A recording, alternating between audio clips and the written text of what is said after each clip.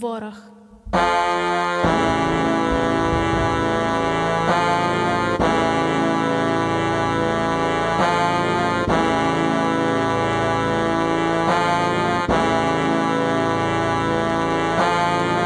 Оголошую тишу, за сріблом покинути дар. Навіщо вам стріляти в небо, якщо воно вбило вас? Ця темрява повинна засинати в твоїх руках. Ця темрява гине, ця темрява гине. Ворог – це яд, що випиває дитина води. Ворог – це яд, що випиває дитина війни. Ворог – це яд, що випиває дитина води. Ворог – це яд, ворог – це яд. Не можу я забути своє минуле, забути сяйво. Навіщо ти живеш мені і серце тане, коли тече в мені сонце ненависті, сонце ненависті. Ворог – це яд, що випиває дитина води. Ворог – це яд, що випиває дитина війни. Ворог – це яд, що випиває дитина війни. Ворог – це яд, ворог – це яд.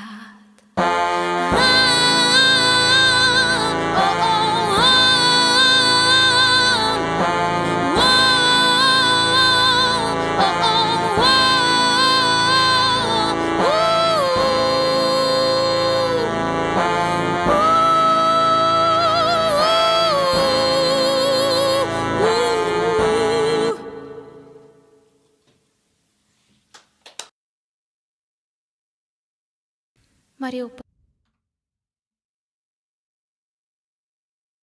Hi, rollers. Oh, I forgot the lights. Okay. Wow. Unprofessional Rick. Never pretended to be one. Well, but trying to improve the quality.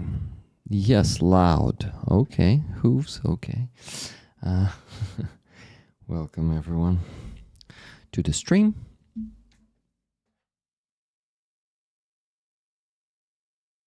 I'm working on the lights right now.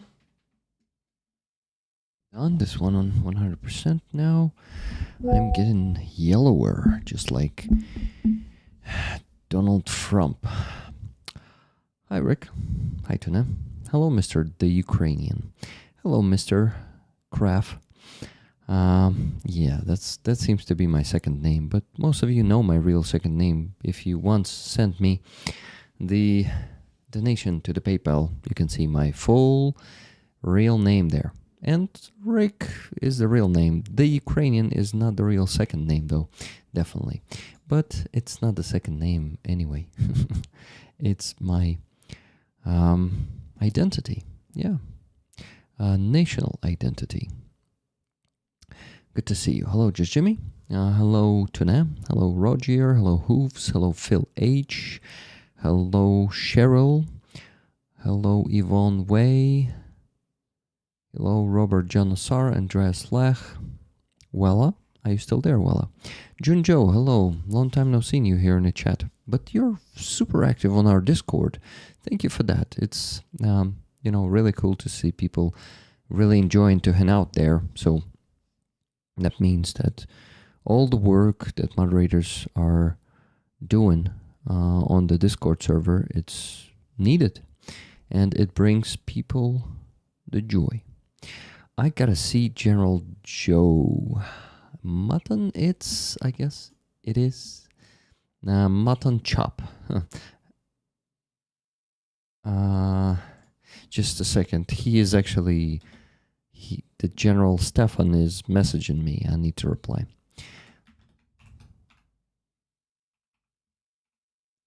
Okay. I will match Rick's push-ups today. Hooves. Awesome. I forgot to do the push-ups. When? On Tuesday. Yesterday. Yeah, I forgot to do it. But today I can. The conditions, the donations are above $100 will make me do 10 push-ups, each of them plus 10. $50 donation before the stream from Claudia K. Thank you, Claudia, for this donation. I know that you want 5 tickets because you told me you really enjoyed this flag, or enjoy it. Look at this, guys. It's a hand-drawn owl here. Pretty awesome one. Vinnytski Skify, the Iris gifts. This is the raffle item this week. So if you want to buy some tickets while donating, it's your chance. Claudia is there in the chat. Welcome, Claudia. Hello to you too. I want the owl flag so bad, Junjo says. Junjo, you can send the donation, if you can send the donation to the PayPal. You can get the tickets as always. But you can also give the pluses for the free tickets when the chance will arrive. The best way to get as many tickets as you can without the means to donate is to come to the Sunday stream and give the pluses every time Nikki asks for them. So, yeah, and it could be more than just one free ticket. It could be 10 if you're fast enough. I'm hoping for better than 75% push-ups, Hooves says.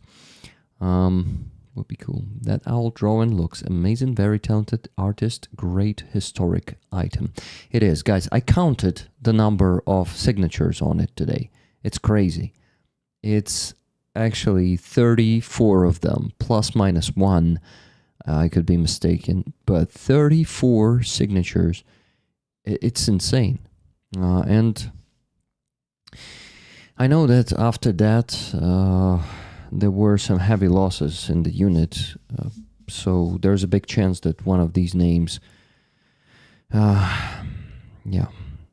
remained as a piece or as a part of the soldier who left it there, because like a continuation, not just a memory. But yeah, Roman was perfectly describing the signatures on the flags one day. Remember that, guys. Last time I could do only three or 4. Okay, got it. Yvonne Way is a stinger here on YouTube for 19 months. Well, that's cool. Everyone who's joining the stream, don't forget to like it, please. And guys, before Stefan joins us in 19 minutes, I wanted to address a few things. First thing is this. Give me a second.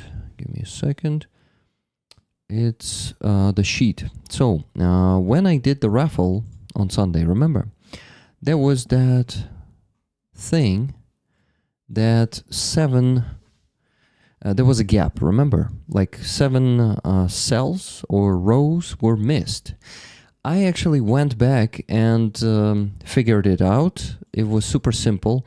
I just wanted to put Robert Johnasar. It was, you see, 7 tickets from Robert Johnasar to David 47. I wanted to put it there and just forgot to make this step. But I went and checked it, and here on the base, he donated it. Just give me a second. I'll go show you that donation. Okay. 8 tickets. It was on 6th of April. But before that, it was 7 tickets from Robert Johnasar for David. So it should be 8 tickets this last week on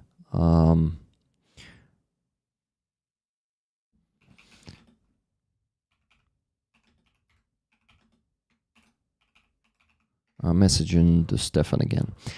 So 8 raffle tickets after that donation. And before that donation, the same week, there was, if I'm not mistaken, no, wait, 1st of April, it's not the same week. It's actually already the one before the previous one. So, yeah. Oh, no, wait, here it is. 12. Wait. Let me check. No. Yeah, it was Tuesday. Exactly. So 12 tickets here, then 7, and then 8 lower. Let's go check. Yeah, so 8 here from Robert Johnasar. So, guys, it's super... Okay.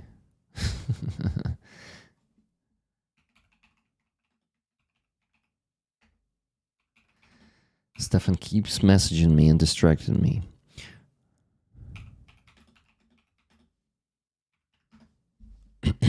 Okay, so.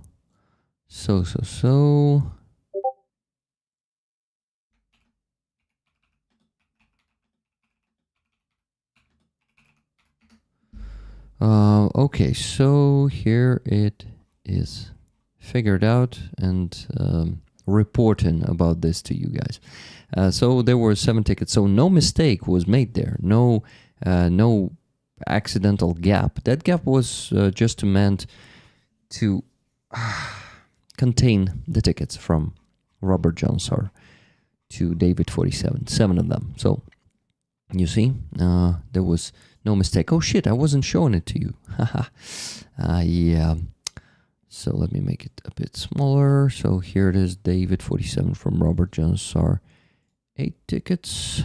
Let me count. Yeah, it's 8. And here it is, that 7 you see right above Silver Earth, who won. Number 128 was the winning one. So from 110 to 116, there was a gap there. And that gap was meant to contain the tickets from Robert Johnsar on the base. That's it.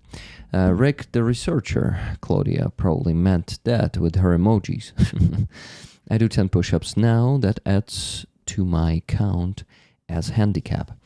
Okay. You know, the problem is with push-ups for me is I started doing yoga lately and I had some big pressure on my wrists today, so I really need to be careful with the number of push-ups I do. So I won't go above 20 in every patch of the push-ups. I will keep it the same. Yeah. Hello, Rick, and all of you out there. Hello, William M. Kennedy Jr. Guys, we're going to have a very interesting stream today because Stefan actually sent me the kind of a plan, what he is planning to talk about. And it's really interesting and really, I am really excited. So guys, right before the stream, like 1 hour before the stream, actually not even 1 hour, maybe less, I don't know exactly, but let's go and I will show you what I posted there. Guys, this song in the beginning was from Aziza and I did not add the link to the description. Let me do it right now. I'll be quick. I'm focused today. I have the energy, not like yesterday, unlike yesterday. Yesterday, it was a mess. I had a huge brain fog and I just could not properly do what? Anything. So I posted a video report from Mongol and his guys from 400, not his guys, his brothers in arms. He's not a commander, he's a soldier in that one. From 402nd Battalion. But let me, just give me a second. Intro song. I'm adding it here. Yeah. So I just want to show you this video right now. But you gotta go there and give it a watch yourself. So or maybe not. Just leave a comment under that video, okay? So let me show it to you real quick. Here it is. By the way, if you update this page, the page of the stream, you will already have the intro song in the description of the stream at the bottom of it. By the way, guys, if you're still not subscribed to my second channel, Rollin' with Rick, please subscribe to it. Here it is, you see? Right at the center of the screen. Rollin' with Rick. That one is where we post the clips from Free Azov rallies, but also from the other streams. Free Azov rallies, it's something that is very important to show to the world because the stories of the people, they are very important to hear, you know, especially from the POWs, or like we met the 14 years old back then in 2022 witness of the Bucha massacre. She was getting out of Bucha with her parents and she has seen all the corpses there. Her name is Sophia and she told us that story.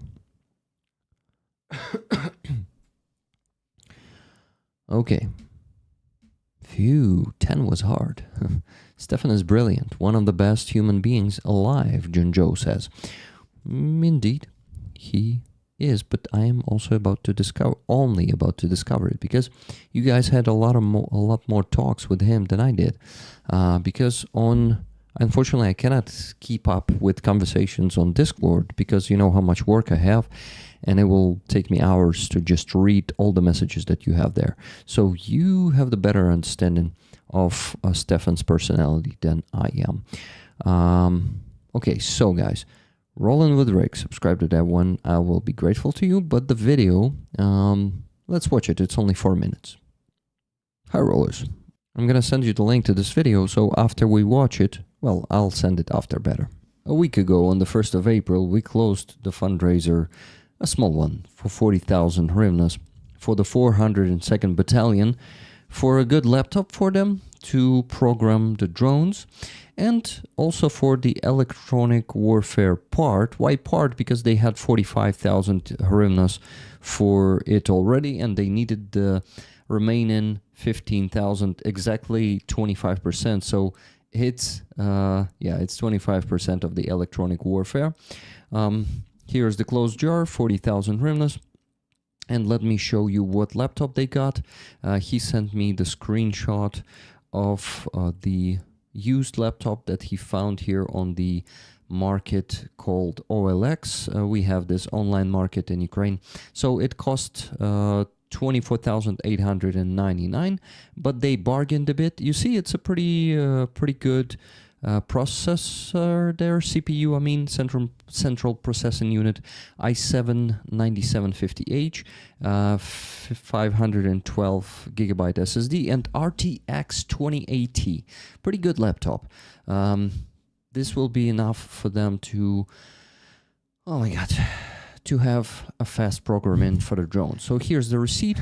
They bargained and agreed for 23,500. The remaining 16,000 they sent, let me show it to you. Here's a screenshot, a bit bigger. They sent to for the electronic warfare, 1,000 more than it was needed. And that brings us to the remaining 500 hryvnias, around $12, which they will use for the shipping, for paying for the shipping of both things, laptop and electronic warfare. That's it. So, guys, thank you so much for helping them, and please enjoy the thank you video from them. Here it is. Бажаю міцного здоров'я. Мій позивний «Монгол» і ми пілоти ударних БПЛА 402-го окремого батальйону дякуємо Ріку і Рік-ролерам за надані реб, чверть ребу і ноутбук. Завдяки цьому ребу ми зможемо безпечно пересуватись по лінії фронту і бути захищеними від ворожих FPV. А завдяки цьому ноутбуку ми будемо готувати дрони до бою.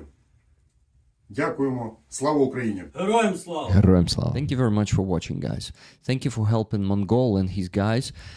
Right now we're raising funds for the car for them, for 402nd Battalion, and it's with Car for Ukraine. It's the Писанки campaign. The link is the first one in the description of this video. Please go follow it and donate.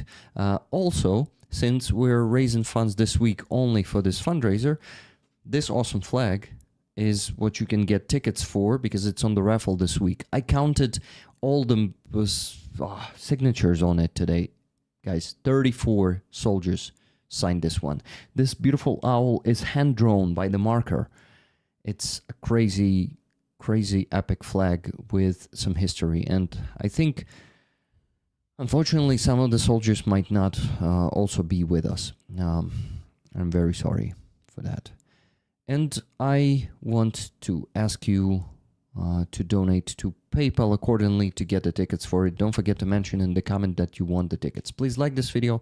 Please subscribe to my channel if you haven't yet. Leave the comment for Mongol and his guys under this video.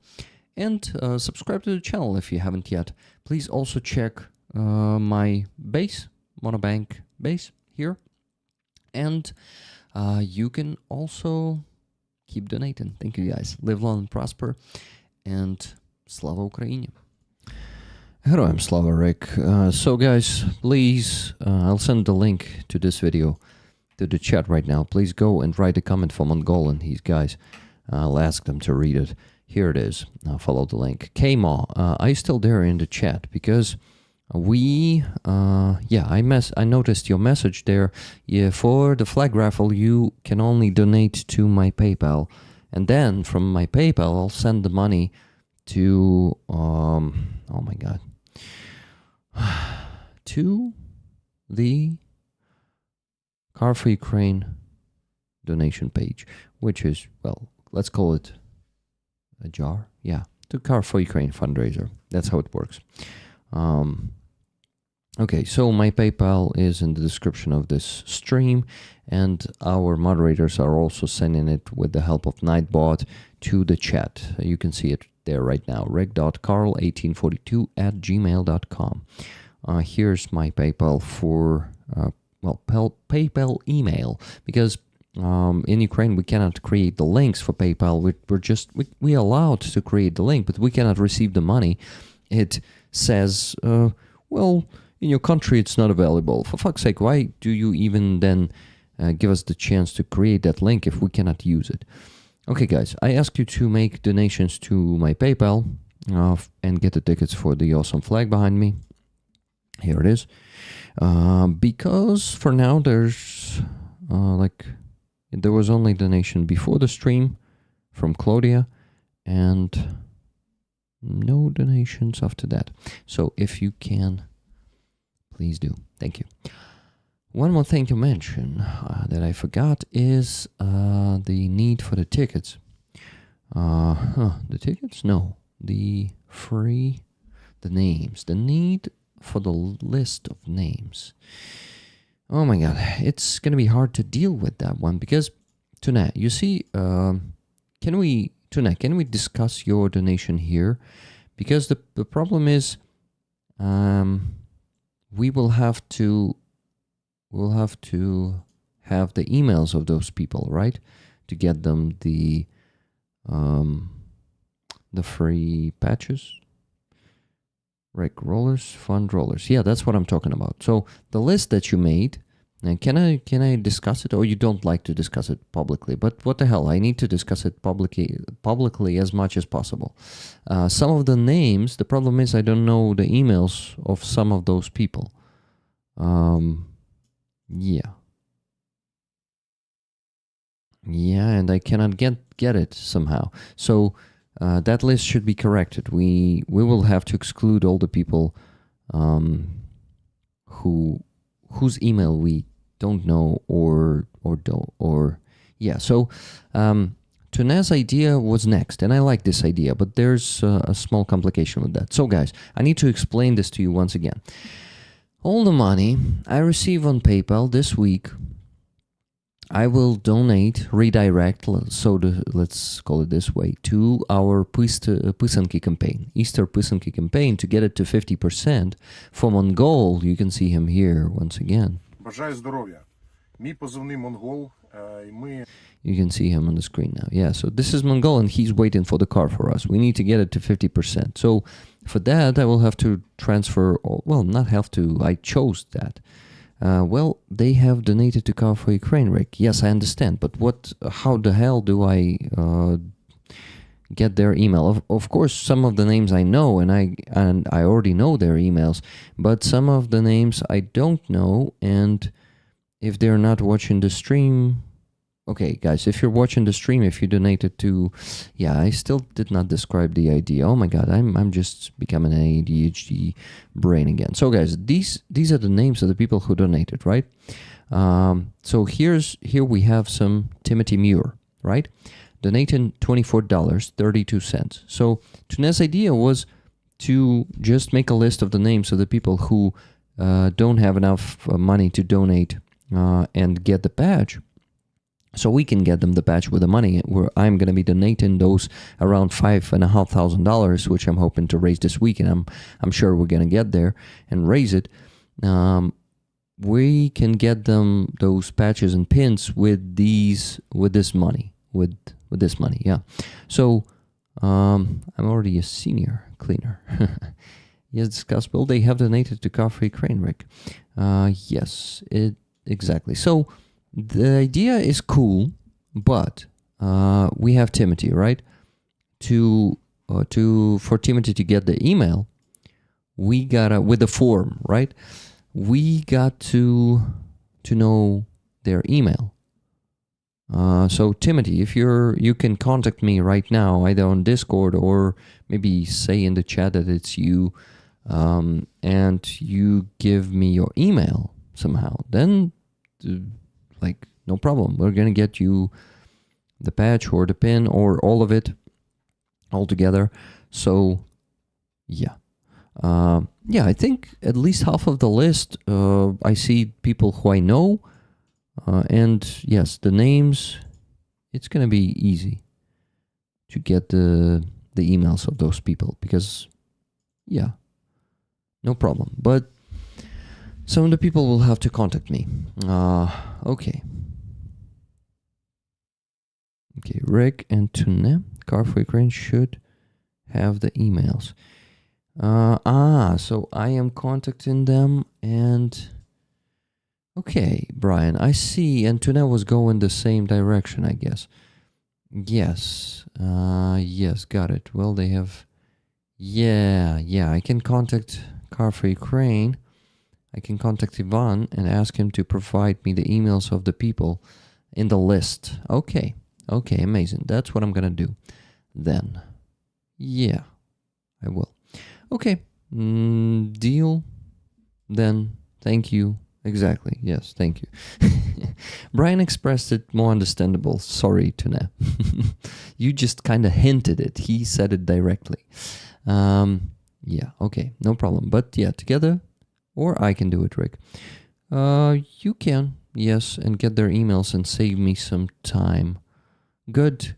I can ask Ivan for that.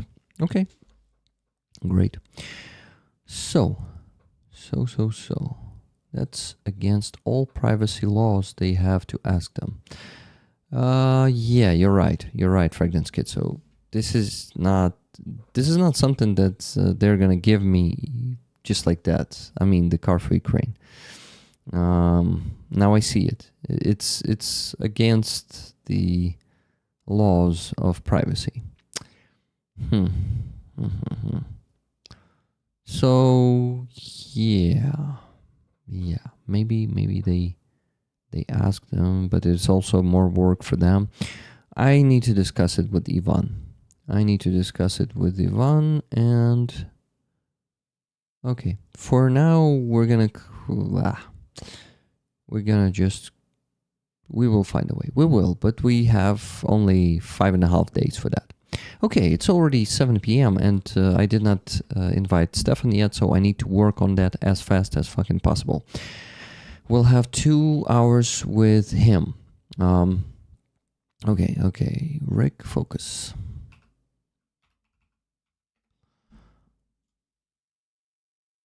So...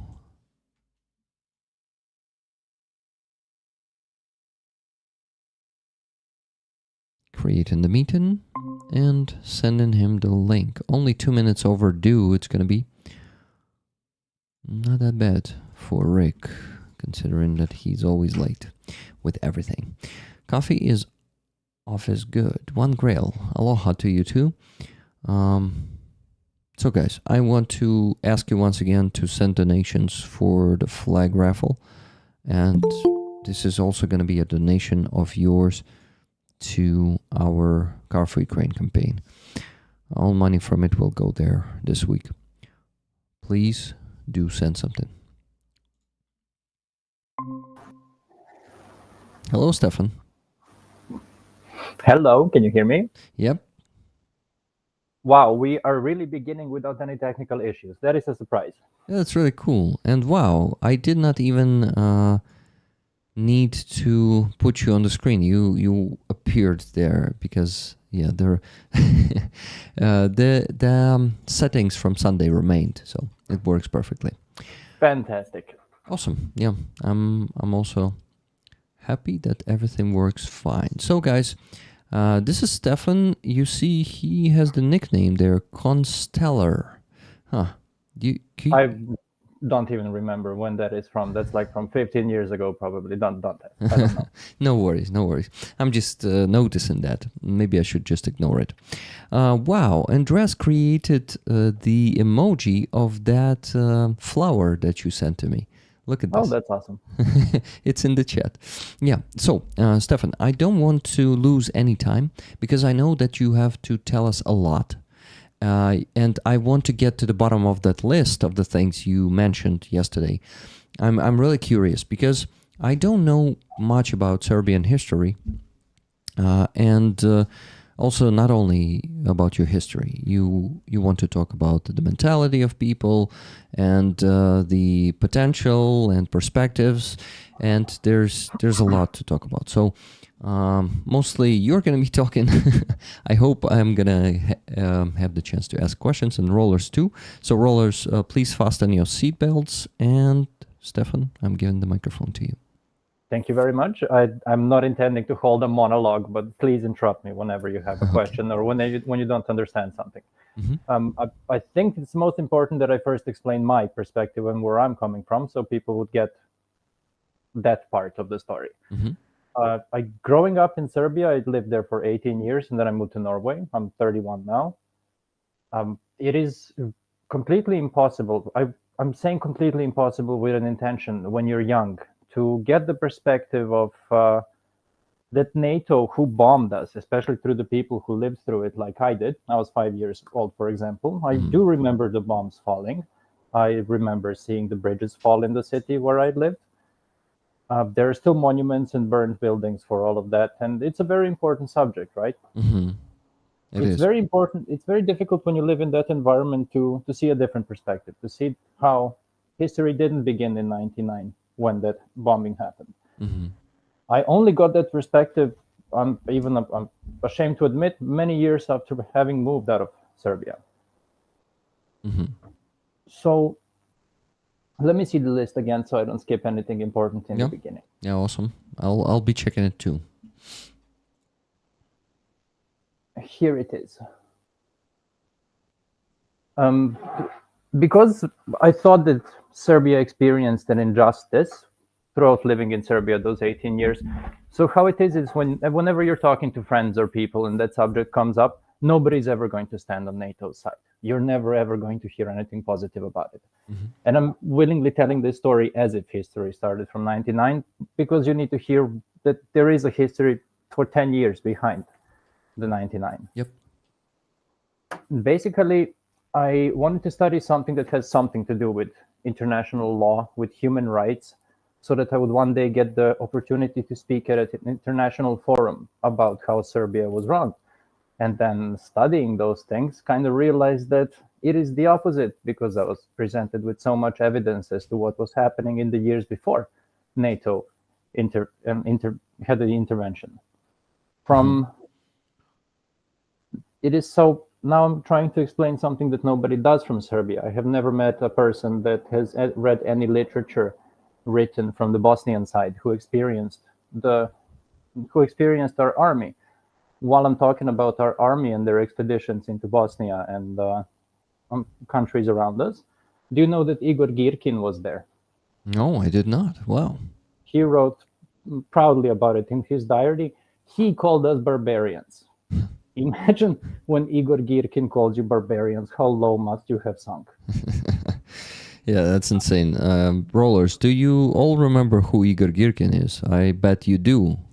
Maybe, yeah, we need to briefly remind you, but I doubt that. Let's keep going. Yeah, let's not remember people like him, huh? Yeah. Serbia is also an Orthodox Christian country. So the war was happening because of those reasons, because there were Muslims who were living in Bosnia and somebody didn't like that.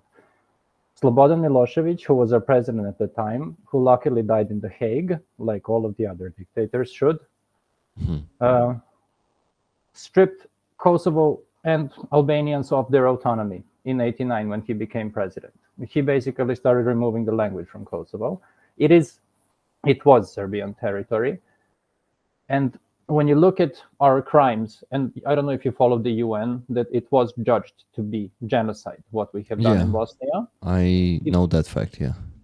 If you look at those crimes, and if you look what our army was capable of, and then you listen to our prime minister at the time, who was Vojislav Šešelj, saying how if anybody tries an intervention while the operation of Serbia to remove Albanians from Kosovo is ongoing, we're counting 860,000 people, then none of them will survive.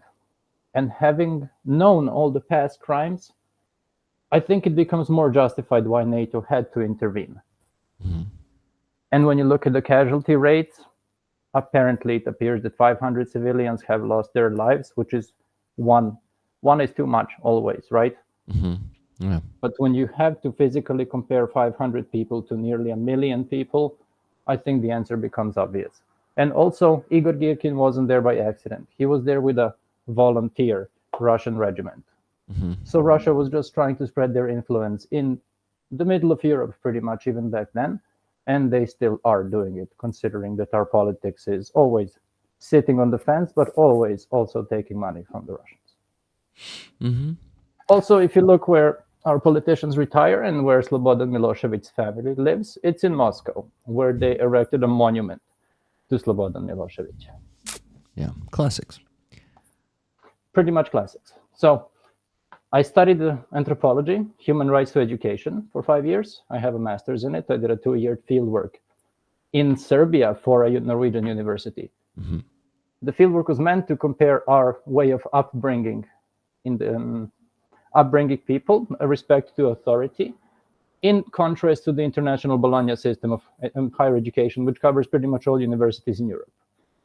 That was the initial hypothesis. But in a couple of days, I simply had to spend the next 2 years writing about two things: corruption and nepotism. Mm-hmm.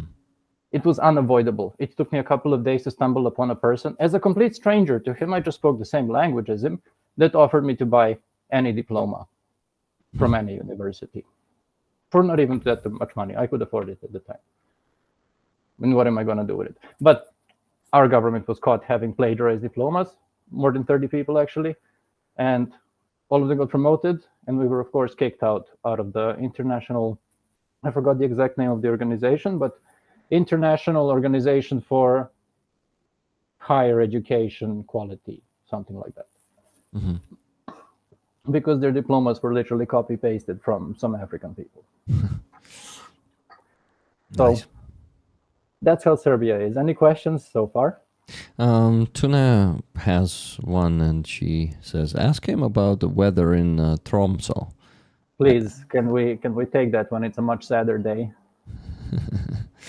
Can we skip that one or what? Yeah, that's where I went to university actually. It's in far north in Norway, Mm-hmm. where the sun doesn't set for 4 months in the summer and it doesn't rise for 4 months in the winter. I don't like that place. Ah, shit. So That's why. it's far north, right? It's pretty... Imagine this. From Oslo, Serbia is 2,000 kilometers south. From Oslo, Ooh. Tromsø is 2,000 kilometers north. Okay. It's insanely north. Yeah, it's a big, long stretched country. It is. Though, on the globe, no, probably not on the globe, but on the map, if you see this unraveled map, so it is a bit stretched when it goes closer to the pole, and the territory is not that big actually. It is smaller, like when someone took the Greenland, the huge territory that seems like almost the US territory, and started moving it down the map. It became smaller and occupied a few more states. So for me, it's really hard to imagine the real size of Norway. I think only you and Tune here, and maybe also a few Norwegians there in the chat, can imagine the real size of it. Give me 2 seconds. I'll explain it. Okay.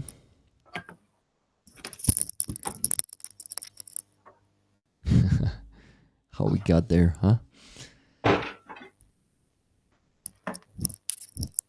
Just a sec.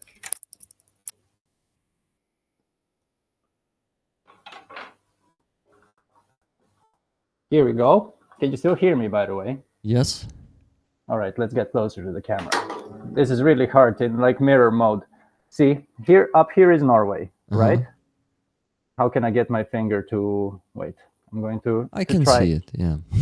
But Oslo is so where the tip of my finger is, right? Yeah. And Serbia is all the way down somewhere here. But that's 2,000 kilometers from Oslo to Serbia. And then it's from Oslo up North Norway, all the way a bit south of my finger. It's 2,000 kilometers. Yeah. Basically, this is the Arctic Circle. It's 400 kilometers inside of the Arctic Circle. That's how bad it was. Oh, yeah. Thank you, Tuna. Did we live, we learn? I discovered something about, how is it called? Tromsø? Yes. Tromsø. Nice. It's a part of the world rarely who talks about, but very important developments are happening up there with the melting of the channels, which are in some cases going to shorten the distance between important harbors by thousands of kilometers. So that's why Russia has an interest there too. Yep. So $200 from Brian R. He says raffle tickets, half for me and half for rollers. Rick, thanks for giving all of us an outlet to help the Ukrainian army fight for good and what is right in a world of bad people, liars, and madness. Thank you so much, Brian, for your donation and for your words. So far today we raised $250. Good job, guys. Please keep donating if you have the means to my PayPal and get the tickets for this awesome flag. By the way, Stefan, may I also offer you the Pisanki patch and 2 pins from our Car for Ukraine campaign? I recommend you to not refuse because we have plenty of money to do so. Okay, then I'm not going to refuse. Okay, thank you. So also wanted to mention one more thing before. I wanted to mention the question from Hooves, but I think we will get to that a bit later to keep the to keep it chronological or something. So the question is, does Serbia support Ukraine or Russia? Yeah, that's kind of the point of the entire discussion. Yeah, exactly. We're definitely going to get to that. Yeah, so let's please keep going further from, I think you stopped at your education, right? Yes, so the other diploma that I did, a part of anthropology, was political science. And I wrote a master in international security of migration from the Horn of Africa into the rest of the world. But it was not any kind of migration. It was migration of people who were enslaved, whose families were enslaved, who then basically they were hostages, while whoever was able in the family to be sent outland under political asylum, fake political asylum, and how all of that functioned. That was my other master's. It was because I lived in Tromsø and I had nothing smarter to do, to be honest, but I found a lot of love in it. Anthropology wasn't. Anthropology was what I really wanted to study and know. This one was kind of just because I had a lot of time on my hands. So you're the person who likes to study, who likes to discover new things and is excited about it, right? Yeah, I ended up working as a teacher, so I would say so. Yeah, all the teachers are like that. That's cool. Okay, what's the next point we have there? I'm still trying to give a really broad picture of the Serbian mentality, which is very multifaceted. I think we're going to have to start. I'm not going to be like Putin, that we start from dinosaur times and all that. But Ottomans did rule Serbia. The Ottoman Empire did rule Serbia for 500 years, and that created some very specific traits like submission to authority, which is pretty much by default. Traits like when we lived under the Ottoman Empire, we always had to hide and pretend who we really are. That is still kind of ongoing. We could go into this for hours because I wrote a master's on it, but on the surface, it actually looks like that, and it is like that. That is followed by 100 years of the Austrian Empire until we got a visit by the Archduke Franz Ferdinand, who was about to visit something that was about to become his own colony. He was about to be the ruler. And that's when he was assassinated by Gavrilo Princip, 19-year-old member of a resistance movement against authoritarians. And if I have to give a moral opinion about should we fight authoritarians, we really should fight authoritarians, and that is something that he did. Mm-hmm. It's not that I hold any kind of pride in it or anything. I'm just stating it. Mm-hmm. In the Second World War, we were, I guess, on the right side of history. We fought against Nazis severely. Great. Then we got to become Yugoslavia, which is a complicated story. It is several nations living together and actually getting along and actually living in a prosperous country. When you listen to stories from people who lived during that time, it was sort of socialistic communism. Everybody's going to tell you good stories, except for, I think, people who are educated enough to know why we lived such a life. Mm-hmm.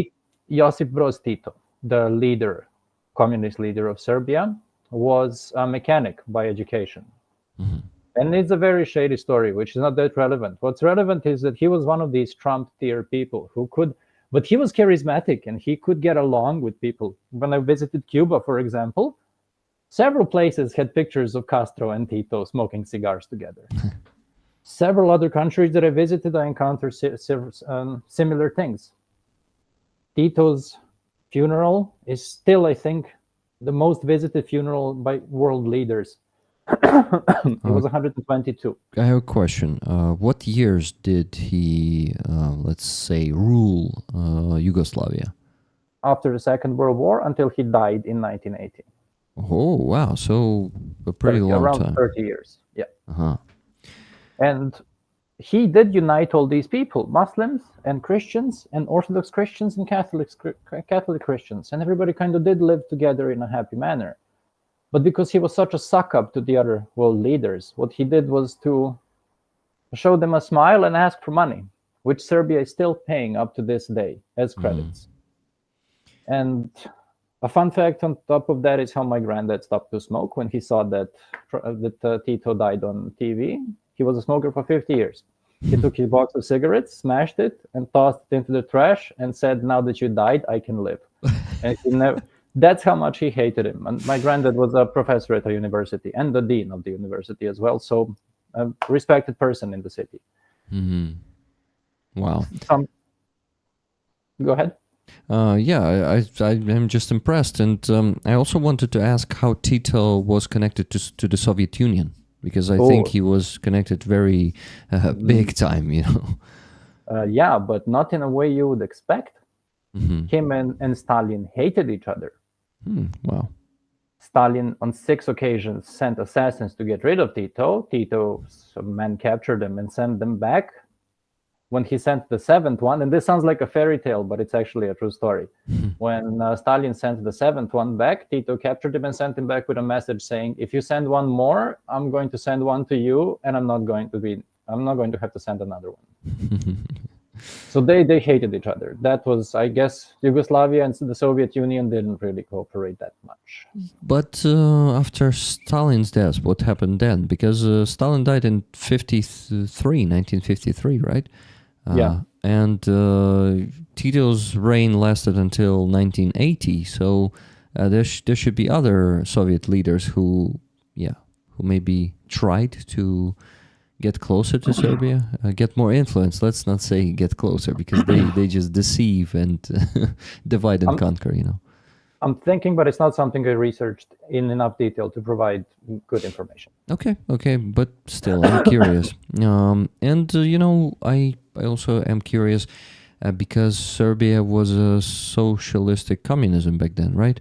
Yes. And that like first thing comes to mind is Soviets were kind of, how do you call that? Not puppeting, but you know how they did around the world. Like they were placing their governments and just ruling the countries through their governments, making it look like a socialism that they chose themselves, because the idea of socialism is so popular.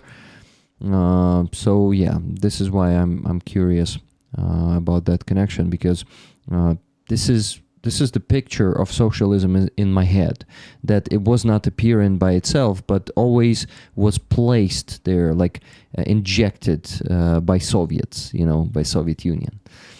This is why I'm just curious how Yugoslavia was not that much connected to the Soviet Union. At the time of Stalin, I'm pretty sure it wasn't. After the time of Stalin, it would not at all surprise me if it was. But its influence, the Russian influence, appears to have intensified only in the beginning of the 90s, which I can only see from what I researched, that the Serbian army fought alongside of Russian volunteer battalions in cities where ethnic cleansing occurred. So that's where I think it was more intensive. Okay. So, yeah, sorry for interrupting you. Please continue the flow of history that you wanted to talk about. Don't worry about it. You can always interrupt me, please. The conflicts in Bosnia, they're publicly available. I don't think that we need to talk about them, but if I can compare it to something, I can compare it to how the Russian army behaves.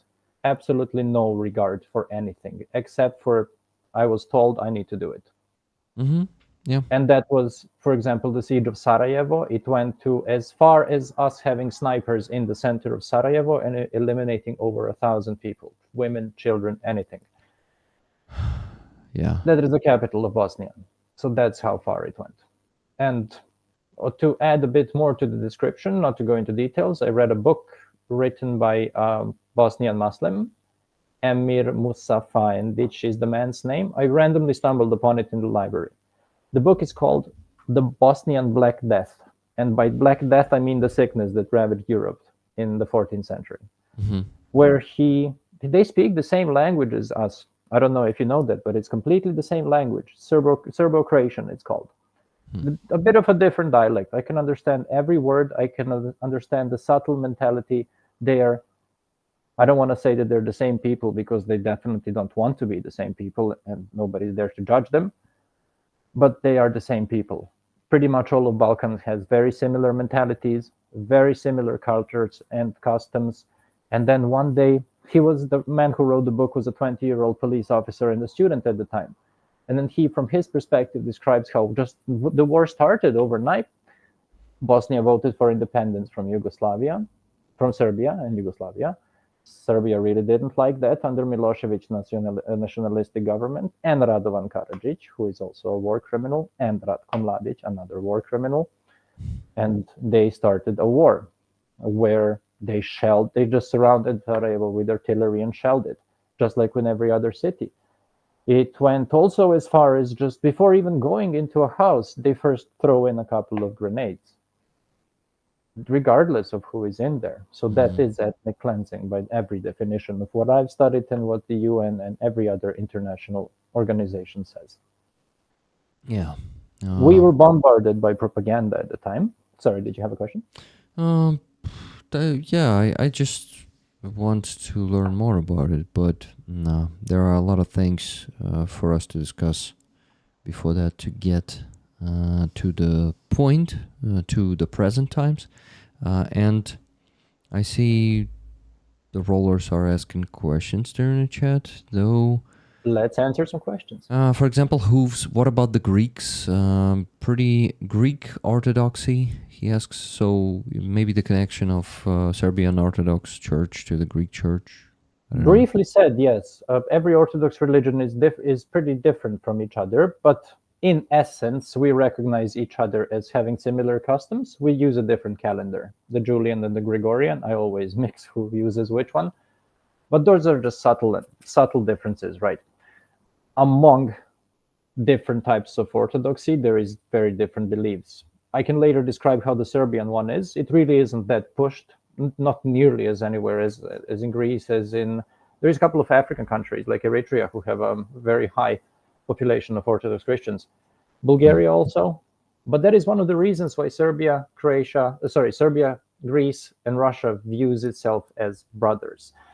But Russia really doesn't do much for Serbia except for corrupting our politicians and giving them what they want. Classics of Russia. Question from Roger Kraft. How goes it with introspection in Serbia? For example, do people recognize their people butchered more than 8,000 civilians in cold blood in Srebrenica in a horrific bloody massacre? That's a very good question. And the answer is very rarely. That part of the history appears not to exist in the lives of many Serbians, especially my generation, who I was 5 at the time of the NATO intervention. I wasn't even born when the war in Bosnia started. I'm sorry. I was born in 93. The war started in 92. And Srebrenica, when did that massacre happen? I'm not sure of the exact year. 95. Let's check it. So, right now. so most of the Serbians like to ignore 95. that, right? Yeah, that's what I'm trying to get to that point. It's a very long story. I'm sorry. No, yeah, Roger Kraft confirms 1995. He says yes. Okay, please continue. Thank you. That is one of the massacres. There was Vukovar also. There was a couple as well. Several thousand people were massacred in the same way.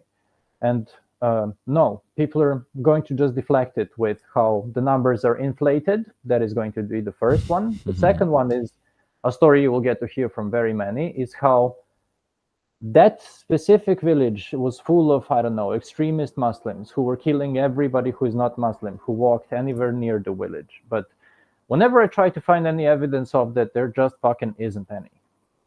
And when I, on the other side, see the evidence of Serbian crimes, what am I supposed to believe here? I'm, of course, going to believe that which there is evidence for. Yeah, totally. And usually it's that obvious. Like, if all the evidence point at the murderer, then 99.9% that's the murderer, whatever the murderer says. But check this. I think this is an important point. While Serbia was waging war on Bosnia, Belgrade, Novi Sad, and Niš, the 3 biggest cities in Serbia, were just chilling. Like Moscow was chilling for the first year, where there was no drones and they were just partying and nobody really cared. But in 99, when NATO intervened, there wasn't that much chilling. There was air sirens for 72 days. There was blown up bridges. There was civilian casualties. There was talks of depleted uranium being used on people. Infrastructure just getting wrecked. 3,500 of our soldiers got deleted. NATO suffered 0 losses. That's what was happening. So when that comfort disappeared, and when you compare that discomfort with the comfort of 92 to 95, when we were waging war, the thing that leaves a bigger impression on you is the bombs falling on you. Yeah. And people clinged to that. And don't think that I'm trying to defend them. I'm trying to say how it's actually impossible to see the difference between the two, especially in a country like Serbia, in that time where there was no internet, where whoever was in charge of the country controlled all the information you're going to get. And if you try to be a dissident, it is like Russia. You just disappear. And nobody's ever going to find you. It is still ruled by the mafia. But we were stupid enough to... The current president, who is a sociopath, to say it briefly, was the Minister of Information under Slobodan Milosevic. And we were stupid enough to let that scum come back to our government. That's insane. So Milosevic went down, what year was it? 2000, on the 5th of October. And Vucic was his Minister of Propaganda. Yes. Fuck.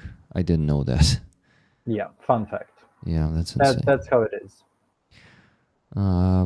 Yeah, that explains a lot about the current policies. And yeah, you say it is controlled by mafia, same as in Russia. Russian government is basically a big, very powerful mafia. So probably I can assume you have the same type of government. Yeah, just I want to say stupider, but having looked at Russians for 3 years, I can't. They're the same. They're just rock bottom, both of them. Yeah. Yeah. Okay, let's see if we have some questions to address now before you move on. Go ahead. I'm checking. Guys, the best way for me to notice the question is to tag me in the beginning of your message.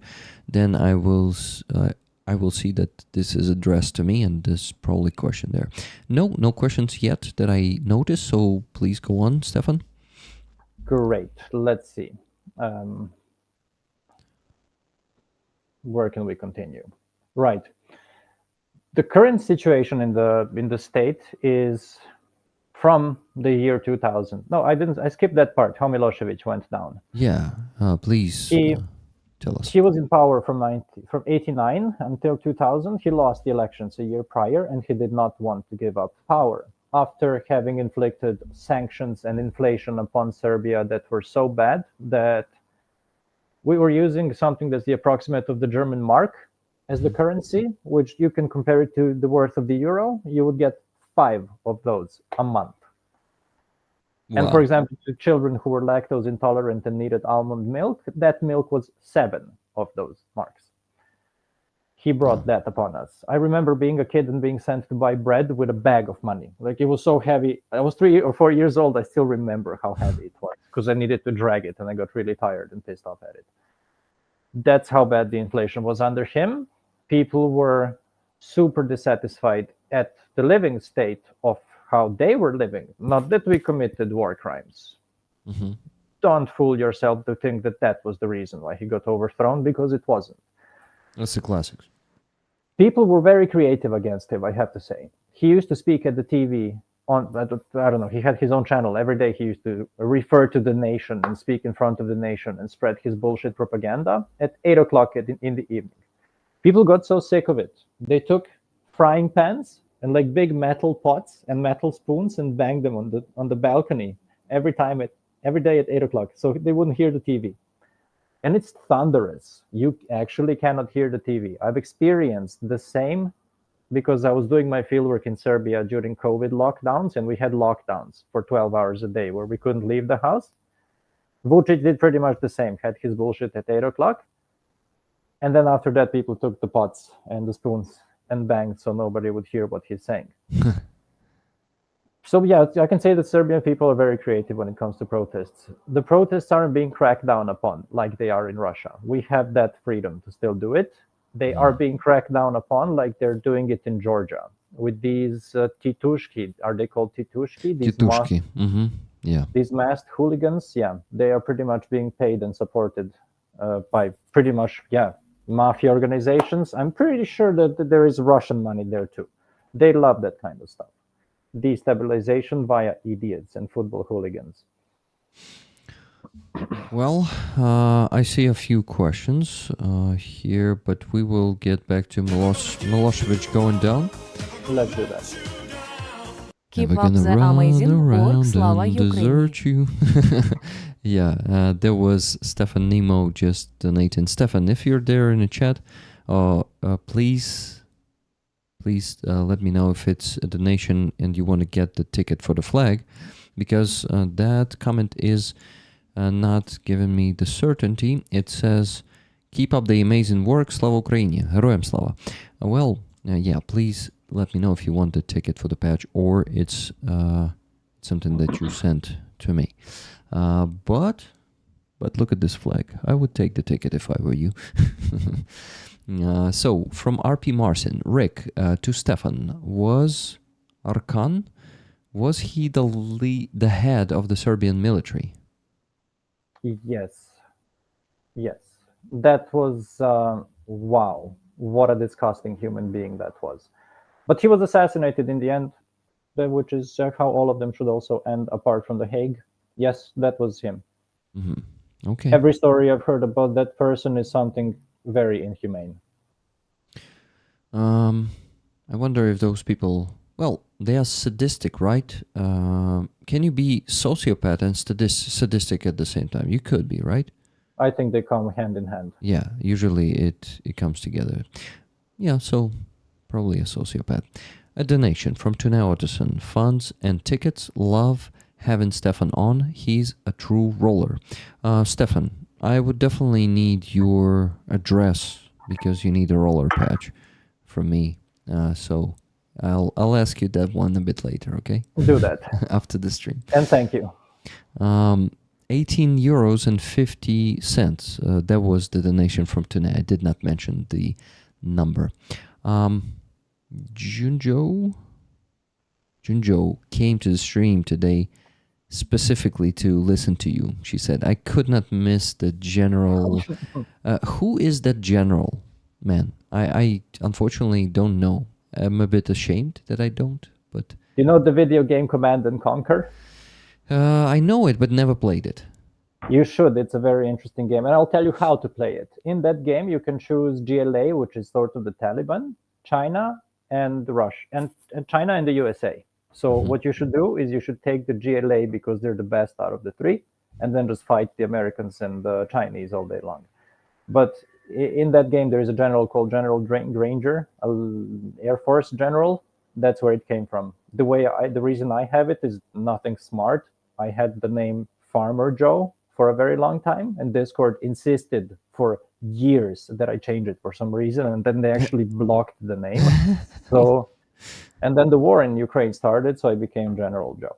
I know it's a bit of a jump, but that's how it works.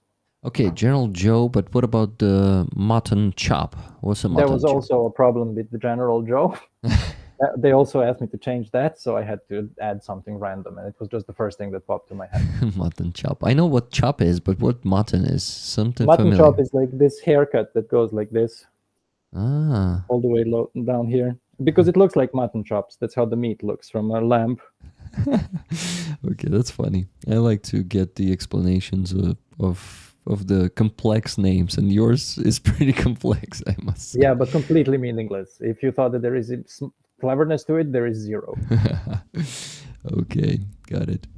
Hello, colleagues from Chilean military. Nice. Coder is code. Are you from Chile?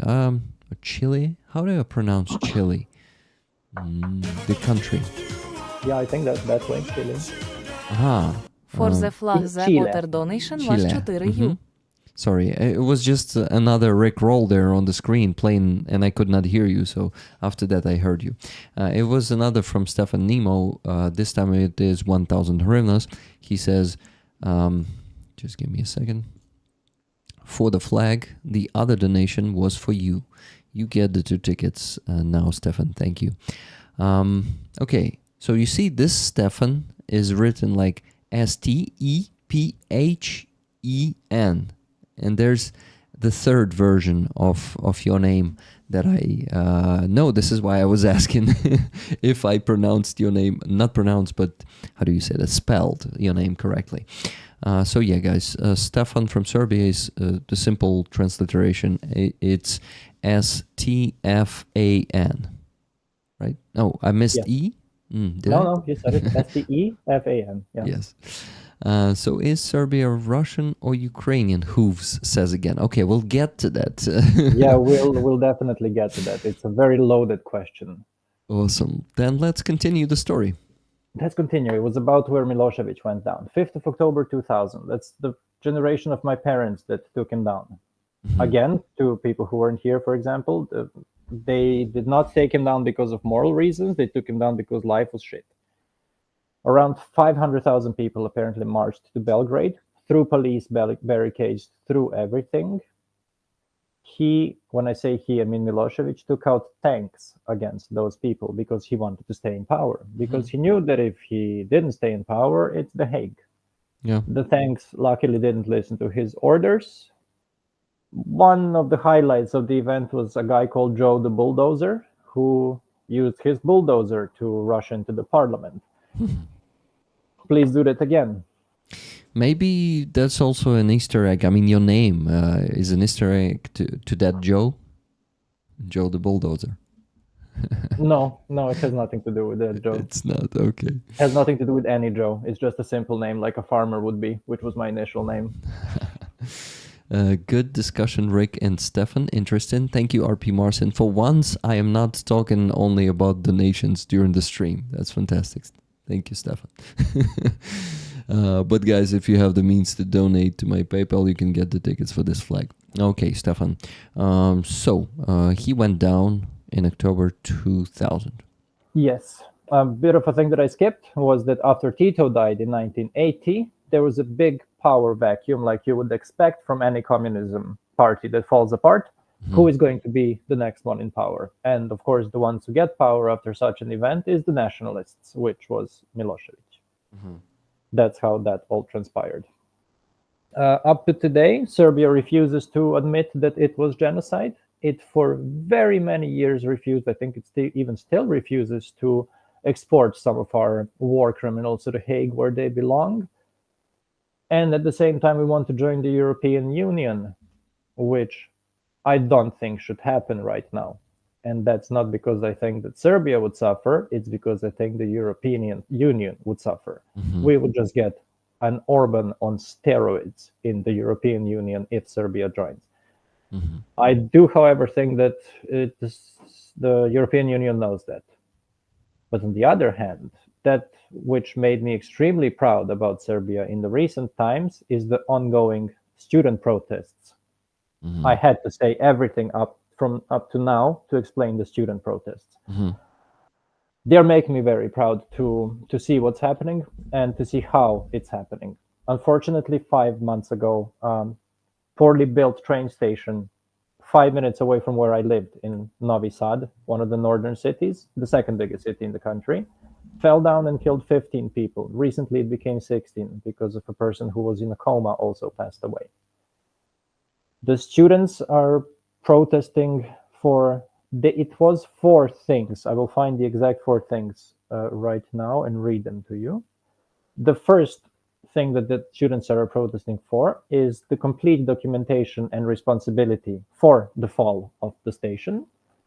Just to show you how this happens, we get a lot of funds from the EU and the rest of the countries for infrastructure projects and so on, which goes into the pockets of our politicians who pocket most of it and then give us like 15% of the funds that we got to build roads. And then whoever is building the road steals a bit, and then whoever is building whatever steals a bit. Typical Russian bullshit.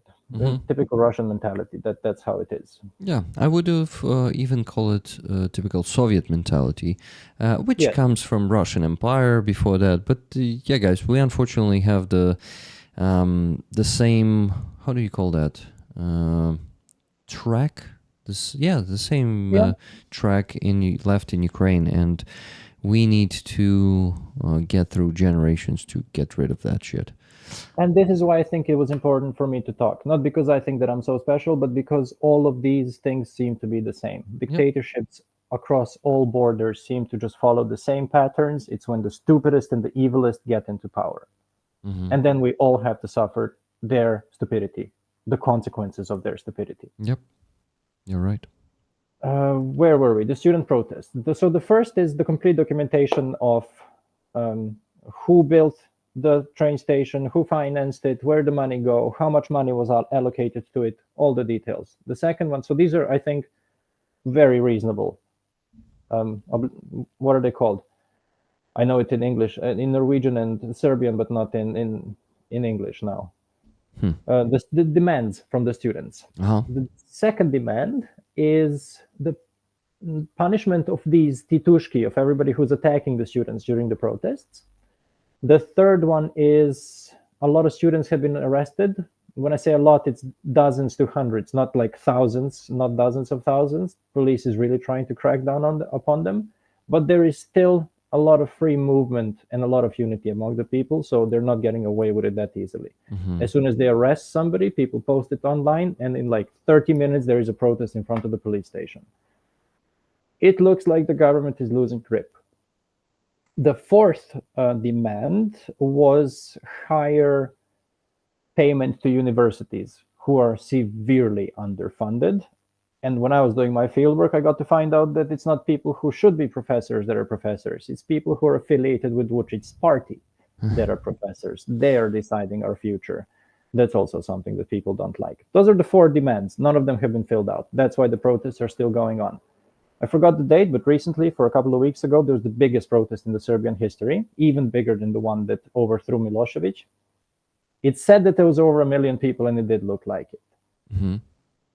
Every protest holds 15 minutes of silence for the victims of the train station that fell down. This protest included that too.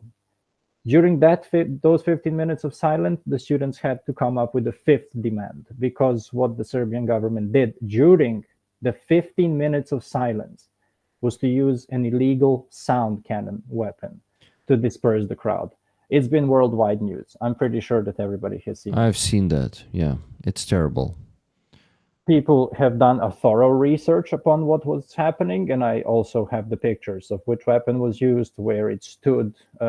We have the registration license of the car that it was strapped on. It was a police car, of course, but still we have the registration license. If you think that it's important, it takes me a minute to find it, so we could do that later. Or Why not? now.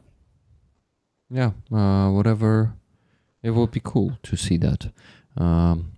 I will mention the donation while you're searching for it. Let's do that. $20 from Andreas Lech. Much love and respect to our friend, to our friend Stefan. Love to listen to his unique perspective. Ticket for Tune and for me. Awesome. Ticket for each of you guys. And yes, so I'm looking at the chat, guys, and I thank you for coming there today. And there's strange thing happened. Someone bought 20 coffees at my Buy Me a Coffee. I did not delete the profile. But, well, I kind of technically can withdraw money from there, but I cannot pay taxes from there. Whoever that was, they stayed anonymous, and the comment was, thank you for all the efforts, Rick, and thank you for this great interview today. Slava Ukraini. Heroям slava. So that person was here either for the first time or a long time ago, because Buy Me a Coffee is hidden everywhere, and all the rollers know that it is just a fucked up app that has the Russian lobby. Not 100%, but a lot of percent. I would say 99%. Okay, that's a video. So we would see the license plate on that one, right? No, you will see what the weapon is and what it did to the crowd. I've seen that, yeah, but let's show it. Give me a minute. Let's do that. Place it on the screen.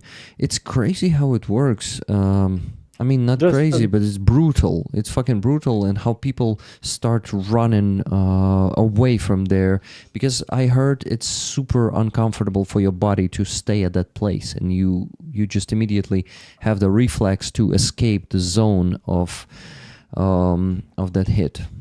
I've also listened to dozens of interviews, and thousands of people have had to visit doctors. It is very many symptoms that seem like burning in your head, shaking in your ears, loss of senses. It is pretty serious. But show the video so it will be visible how it works. So I guess it has, it works a bit like shell shock, the contusion, right? It is a very high frequency sound, as far as I understand, 160 decibels. Okay, I'm working on showing it. Give me a minute here. I think I can switch it. No, but not this one. Sorry. Need to quickly add one more.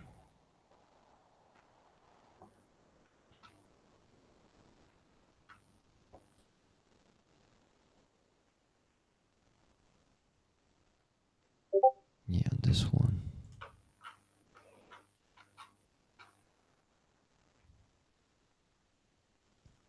So guys, here's the video. Let's watch it.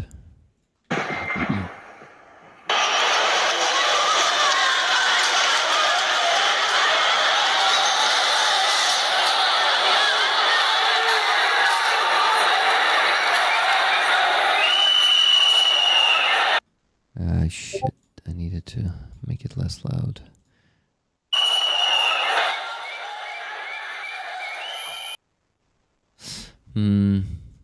Yeah, so you could see it, guys. People just started running to the sides. But is this legal? Of course not. But when you hold the power in the country and you're a fucking authoritarian, asshole, sociopath, you can do whatever you want.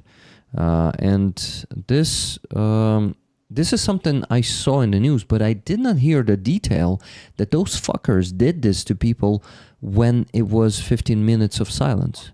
It is a very important detail. It is a very important detail to show how sociopathic they are. It wasn't an accident. It wasn't like somebody, oops, I pressed the button, which fucking deafened half the city. It was, you could if you listen to the video a bit better, you could hear chatter of the police officers talking about the frequency of the tone they're going to use. So it was definitely on purpose, and they definitely knew that it was 15 minutes of silence because 1 million people are standing in silence.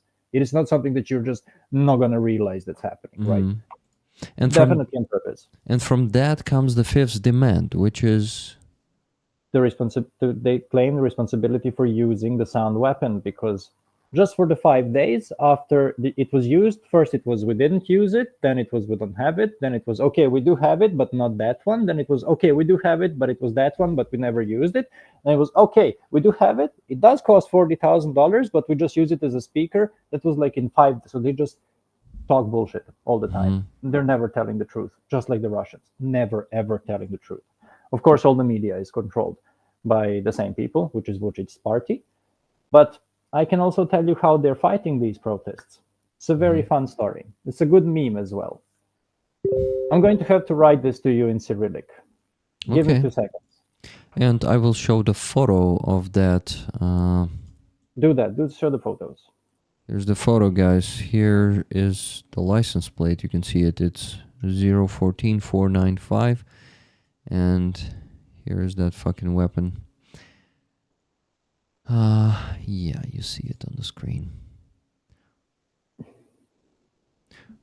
Okay, I'll look into... Made it. Hello, Jeffrey Perrin, number 70. You mean the like? I would like us to get to 100 likes if it's possible, guys. Please like the stream if you forgot. Thank you. All right. I need to explain these 2 words so it'll be easier for me to explain everything else. Do you see the 2 words that I sent you? The first letter in the top word is J. The first letter in the bottom word is Ch. They're pretty obviously different to anybody who's not an illiterate idiot. The students are leading the protest in Serbia, and one day on the best gymnasium in the city that I grew up in, a graffiti appeared saying, not đaci. Đaci is what you call students. It's just the word for student. He wrote đaci u školu, which means it's an imperative for students to go to school because he thinks they're stupid and they should stop protesting, right? We call them very toothless, whoever supports Vucic. And we also call them sandwich people because that's what they accepted as a bribe to sell their country for. Whenever there was voting, they got picked up in buses by Vucic's party, given sandwiches and the equivalent of 10 euros to vote for Vucic. And that's how it still works, unfortunately. So đaci is now the nickname for everybody who supports Vucic, which I find very romantic and beautiful, because you're ridiculing them straight up all the time. Right in front of the parliament, where it's the center of the city in Belgrade, they made something called, when I say they, the government, made something called đaci land. And đaci land was like tents and bullshit where the counter protesters were. So the government is paying these idiots. And when I say idiots, I mean they pick up people from casinos, people with criminal records, people with mental illnesses. Psychiatrists from all over the country kept voicing how they're seeing their patients being exploited by the government to act as counter-protesters to the students. They called themselves, or the government gave them a name, students who want to study. Because the students who are protesting are stopping them from studying. Whereas in reality, the students who are protesting are fighting for the future of our existence, not to be ruled by an authoritarian who's going to take everything away from us and sell the country to foreigners like he's doing already, just to stay in power and out of jail. Because as soon as he loses the grip of power, he's gonna get fucked unless he disappears. A thing or two about Vucic: if that man had any more power, he would have been the equivalent of every other dictator that committed horrible atrocities, the likes of Pol Pot, the likes of Idi Amin or Bokassa. What is reducing the amount of the power he holds? These protests. As soon as they got intensified, our prime minister was forced to resign, which could be just television, but the fact that they're doing anything shows that they are shook. Okay, sorry, but I don't get it. So he is the president, right? Yes. They made it look like they kind of want to give in to protesters by just firing the prime minister. Is it Yeah. right? Yeah. And It was like smearing people's eyes. yeah. Look, we're doing something, whereas in reality they're doing nothing. But what stops him from just doing the same they do in Russia? Starting like beating up people and arresting most of them. They're doing it. I was in the first row when the protests were happening when I was in Serbia in 2000. I was in one of the first rows in Belgrade in one of the big protests where there was completely peaceful protests, and not just peaceful. As soon as noise would happen, people would purposefully sit down. Imagine hundreds of thousands of people sitting down simultaneously, not to cause protests, but the Titushki were the ones throwing rocks at the police. The police saw that and reacted by rushing through the Titushki, started beating us who were sitting down. I got pepper sprayed many times as well. They tried that. That's how they disperse the protests. Unfortunately, that's how it works. When a big protest happens, it happens when there are women and children and people who wouldn't be there under different conditions. And the different conditions are violence by the side of the government. But why didn't Slobodan Milosevic stop the half of the million people rushing towards him? He couldn't. Now the protests are still peaceful. This one that counted over 1 million people was peaceful. As soon as the sound cannon was used and people started realizing what happened, do you see that nothing happened after it? There was no escalations. And there was no escalations because I think the students were so professional that they took off their reflexive vests and said, the protest is over. Until next time. And they keep saying this is not a race, this is a marathon, and we're not giving up. The students keep saying that, and that is, I think, very respectful, or worth respect. So, to answer your question briefly, the government is trying, but at some point you lose grip of that power that you hold so dearly. Well, to be honest, I also don't understand completely how it works, or even probably nearly how it works. So I asked those questions without just any reaction from me, because I only know the way that works, the one way that works that happened in Ukraine. And it was the violent way. Unfortunately, a lot of people lost their lives. And I just sometimes ask questions and wonder if something different may work. If peaceful protest can be successful these days. How it wasn't successful in Belarus, Rus, for example. So yeah, I think we just need to observe We and need see. to see. Yeah, we need to see. We cannot predict the future. Of course.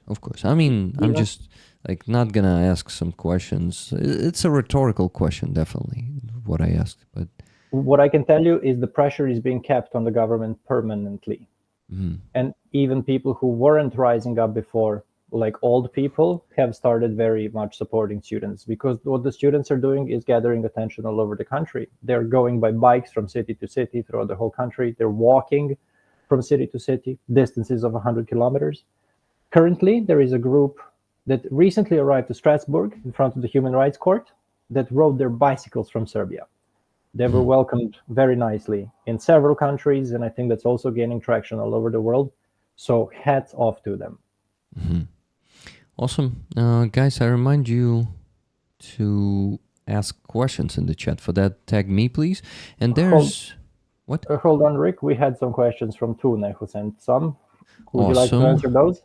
Tune, I did not ignore you, by the way. I see the ones in the live stream questions in that corner. So yeah, I just missed the opportunity to ask them. That's my excuse. But yeah, Stefan, read what Tune sent you. So one of the questions is, what is the best activity for you to relax? And with certainty, I have to say it's when Russians kill Russians, because then nobody who's innocent died. The other things that I like doing is going to I walk in the nature. I live right next to the Oslo fjord and an island that's very nice where the king has his cabin. I also like to go sit there, find the closest rock I can find, and then watch Russians kill Russians there. That's also very relaxing. But I think the most relaxing is when I'm on the toilet and I'm watching Russians killing Russians. That's very inspiring. I get something to get motivated by. Okay, I really like this way of getting relaxed. What's the next one that Do you have a favorite food? No, I kind of just like food. Yeah. And there isn't much I don't like either. I'm very much an omnivore. And then the third question is geographical with something I like. What's the most beautiful city in Ukraine, Serbia, and Norway, in your opinion, and why? So in Ukraine, I haven't visited it yet. I've visited very many countries, on the other hand. But from what I've seen, Kiev looks spectacular. it does? This type of old architecture with all the details is very cultural to me, and it's very familiar to me because a lot of Serbian architecture is the same. So Kiev would be my answer there. In Serbia, the city that I grew up in, Novi Sad, I can send you the name if you want to open some pictures, Rick. Mm-hmm. So Novi Sad, 500,000 people approximately. The river Danube, the second biggest river in Europe, passes through it. It basically carries feces of 7 countries through Serbia. It is completely brown. It's very dirty, but it's kind of, you grow up in it. It's a kilometer wide also at places, so it's a very nice sight. And it's nice to be next to water. Serbia isn't exposed to any sea. We're landlocked. But there is fascinating nature, especially in the south. The north, several million years ago, used to be a sea, so it's completely flat. Mm-hmm. It is like all the way flat, like Denmark, like a pancake. So it's cornfield next to cornfield next to cornfield. It gets stale pretty fast. Uh-huh. Okay, But Novi so Sad, Novi Sad is beautiful. Yeah, the yeah, architecture. it is pretty. And also it was the European capital of culture a couple of years back. Cool. Look, guys, beautiful buildings there. So yeah, I guess this is also a good picture of it. So you could have... The fortress, you've probably seen it there in the pictures. Mm-hmm. It is the Petrovaradin fortress. It's massive. If you find an aerial pictures, I'm pretty sure that I remember the right number, and it's something like 25 square kilometers. It used to be used to defend against Austria-Hungary 200 years ago. Just give me a second. The fortress. Here it is. So it's like surrounded with water, right? Probably a river. Not surrounded, but it's on one side of the city where there is a river. Uh-huh. And it was never conquered. It was a very successful fortress. Nice. Mm-hmm. Here it is from the top. Nice photos. It's one of the biggest in Europe, if not the biggest. It has 55 kilometers of tunnels in it. Petrovaradin fortress, right? Yes, that's the one. I grew up 10 minutes away from it. Yeah. Looks cool. I agree.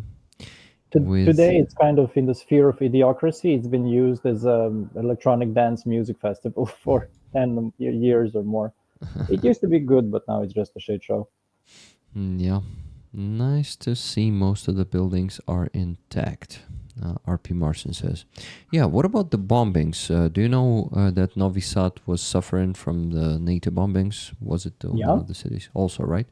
Yeah, pretty much the entire country. If you Google the bridges in Novi Sad, all 3 got knocked down. And that's something I wanted to mention earlier, related to how difficult it is to have a different perspective on NATO when this is something that you grow up with. I'm going to send you a picture.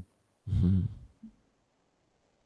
The old bridge, it was called the Bridge of Freedom. It's still called the Bridge of Freedom. But after it got bombed in 1999, and it was to cut our logistics, so we wouldn't be able to move our army from the north of the country into Kosovo, where we would kill people. It wasn't done for the heck of it. But this is what the bridge looked like for 6 years after it got hit. It wasn't fixed for 6 years. That's how broke we were. And Well, let me show it. I'm thinking how to. Yeah, I think like this. Yeah, almost done. Almost showing it. Give me a second. Another one.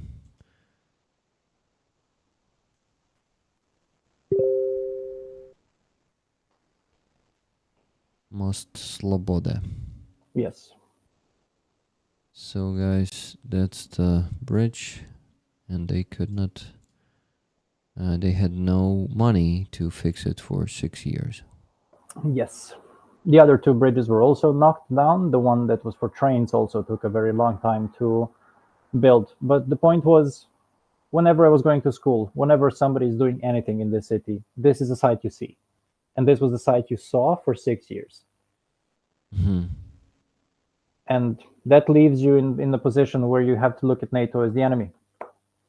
But when you look at it realistically, 25 countries of the most developed countries in the world had to get together and had to decide together to bomb a country in Central Europe. It wasn't done because Tony Blair was bored or because anybody had a bad evening. I think it was very well planned. And I think it's, when you look at the prior 8 years of our crimes, very well justified. Yeah, of course. Surprising it didn't happen earlier. Serbia was the aggressor back then. Yes. And it is what should every aggressor get, like Russia. Russia should get in the same, to be honest. If it was not a nuclear state, so Yugoslavia was never a nuclear state, and Serbia after that was not, right? Don't even say things like that. Knock on the wood. If we ever got nukes, that would be problematic. It would be like Iran getting nukes. Or Russia, like back in the days, like the same. Yeah. So totally justified if we look at it like that. But of course not for the people. People who live in the country of who commits the aggression, who commits the genocide. I think it's just how the human brain works. They will never accept, they will never admit their war crimes. Never. Just like Germans were taught to admit after the World War II, a lot of them, even after, believed that they were right, and some of them still believe until this day. Okay, so many questions to you from mostly Hooves. He's a question generator. Yeah, go ahead. But Darpat, I wanted to ask you, you said, Rick, I forgot to note on my donation that I would like raffle tickets. When was that donation sent? Because I did not get the notification for it now. Did you send it today, or what platform did you send it to? Maybe it's on Donatello, because I did not check. This is the only platform that I didn't check. Let me do it real quick. Nope, it's not there, not on PayPal, and yeah, please tell me, what do you mean? Not on the base either, because the base gives us the notification that we can hear the Rickroll here. So, what would Serbia do if a Baltic country, Hooves asks? I don't understand the question. Sorry, I also what don't Serbia understand. I also don't understand. If it was a Baltic country. Yeah, if it was a Baltic country. If that's what you're trying to ask, I guess then they would have experienced how it is to be under Russia, and now they would be against it. But if you just kind of physically take Serbia now and put it next to Russia, I think they'd be like, could we be a part of you after a couple of years? Yeah, definitely. Just like Belarus, right? Just that way.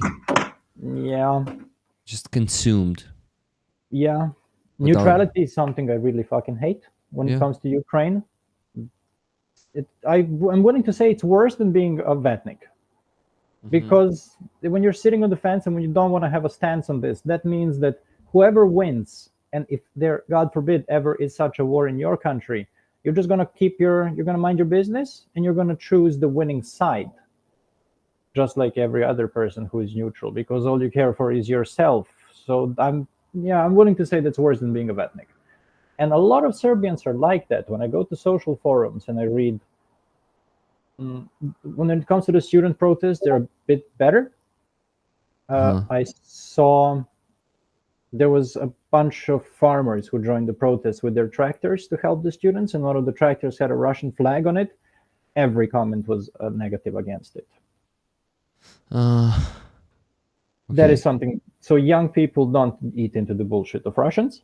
It is just these stupid, toothless motherfuckers who spend their entire lives in the football stadiums and casinos.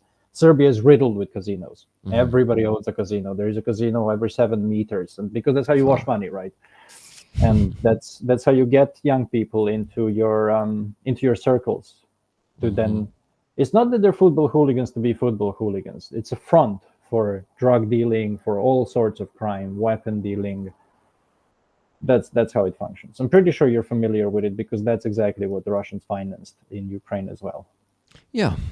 It's a typical scheme of Russians to do money laundry, to also spread their influence through mafia, through different thugs, and also by titushki, through those organized crime or not so organized, So I also want to notice the Darpad comment and also the donation.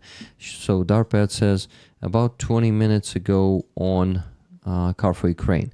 Darpad, I will give you the 2 free tickets from Rollers. We have plenty of them for that donation, but to get the tickets next time, donate to my PayPal. I usually don't give the tickets from there. From Car for Ukraine, it might be confusing, but I don't know, if you hang out there long enough, you would know that only PayPal, Base, and Donatello count, and but you get 2 tickets, no problem. So great stream, Rick and Stefan. Thank you, Darpad, for that message and for the donation, and you're getting 2 tickets for this flag with the money who someone else donated on PayPal. To explain completely how it works. Okay, Stefan, I want to ask more questions, but I would like you to go by the planned points, because there's still some stuff that you did not explain, right? There definitely a lot, but I told you that this is going to be a very multifaceted story, and that I'm just going to keep going off the main subject because I need to explain details for a bigger picture to be understood too. Yeah, sure. So do you think we still have something left on the list, or we need to just focus on the questions now? I could say a couple of more things to encompass how propaganda has been pumped into Serbia since the early 90s, throughout the entire 90s. Then after the war, after not the war, but the intervention of NATO, whichever politician came into power couldn't really say, hey, NATO was right for bombing us, right? Because they wouldn't be popular. They wouldn't win anything. Yeah. We had a potential not silver lining, but we had a potential silver bullet against all the scumbaggery. His name was Zoran Đinđić. Maybe you have heard of him. Nope. He was our prime minister back in 2003. He got assassinated at noon in the center of Belgrade by a sniper, by a member of a clan of Belgrade called Zemunski clan, who is publicly even today affiliated with the Russians. And what year was that? 2003. 2003. Yeah. So that's when we could have escaped this autocracy that we live in under now, but we did not. And we kept being pumped by propaganda and by how NATO bad and NATO bad. It's still like that, but luckily the internet was introduced to Serbia, and people aren't that stupid anymore. The students are very prosperous. We have a long history of everything in Serbia that is worth a lot of respect. Nikola Tesla wasn't an exception.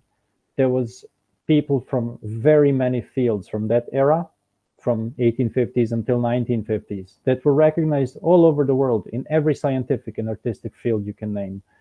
One of the founders of NASA was a Serb, Mihailo Pupin. Nice. So honestly, all over the world. And that all got stripped away from us by the same party that was in 1950s calling electricity the devil's work. The same party is doing this, what it's doing today. They were calling hygiene and canalization the devil's work too. 70 years ago, that's not that far in the past, but that's how backwards these people are. It's again when the stupidest and the most evil get into power. That's what it is. And we're still being pumped by this propaganda because they own all of the media in the country. And all the older people who survived the NATO bombing are forever going to be against NATO. So my only hope is the student protests that are happening right now. That is the only place where I see humanity. Do you know who's the leader of the student protests? Who is? There is no leader. It is just the people. They announced they're doing it so beautifully. There is a cult of personality in Serbia that's very strong, not because of one person, but just several cults of personality. A lot of young people watch these reality TV shows. And you know that Serbia is very good in sports too. But that's not because nobody plays sports for the country. They play sports for themselves. And they're good in sports because there's nothing else to do in Serbia that's going to make you rich and famous, right? So I don't really put a big price on that. But there is a lot of talented people who are not being allowed to contribute to the world that which they can contribute because they're being oppressed by idiots. Isn't it the same story in every country? It's just in different intensity. Yep. Serbia is good, Hooves says. But Hooves asked that question once again. Is Serbia Ukraine or Russian? I think it's complicated. I think we cannot say that Serbia is pro-Russia or pro-Ukraine, right? Yeah, very difficult to say. And here is a detail for you. Out of all the people that I've ever known in Serbia, including my family, I now talk to one. That is the only person that I still talk to. I stopped talking to everybody else because of that question. Which side is Serbia on?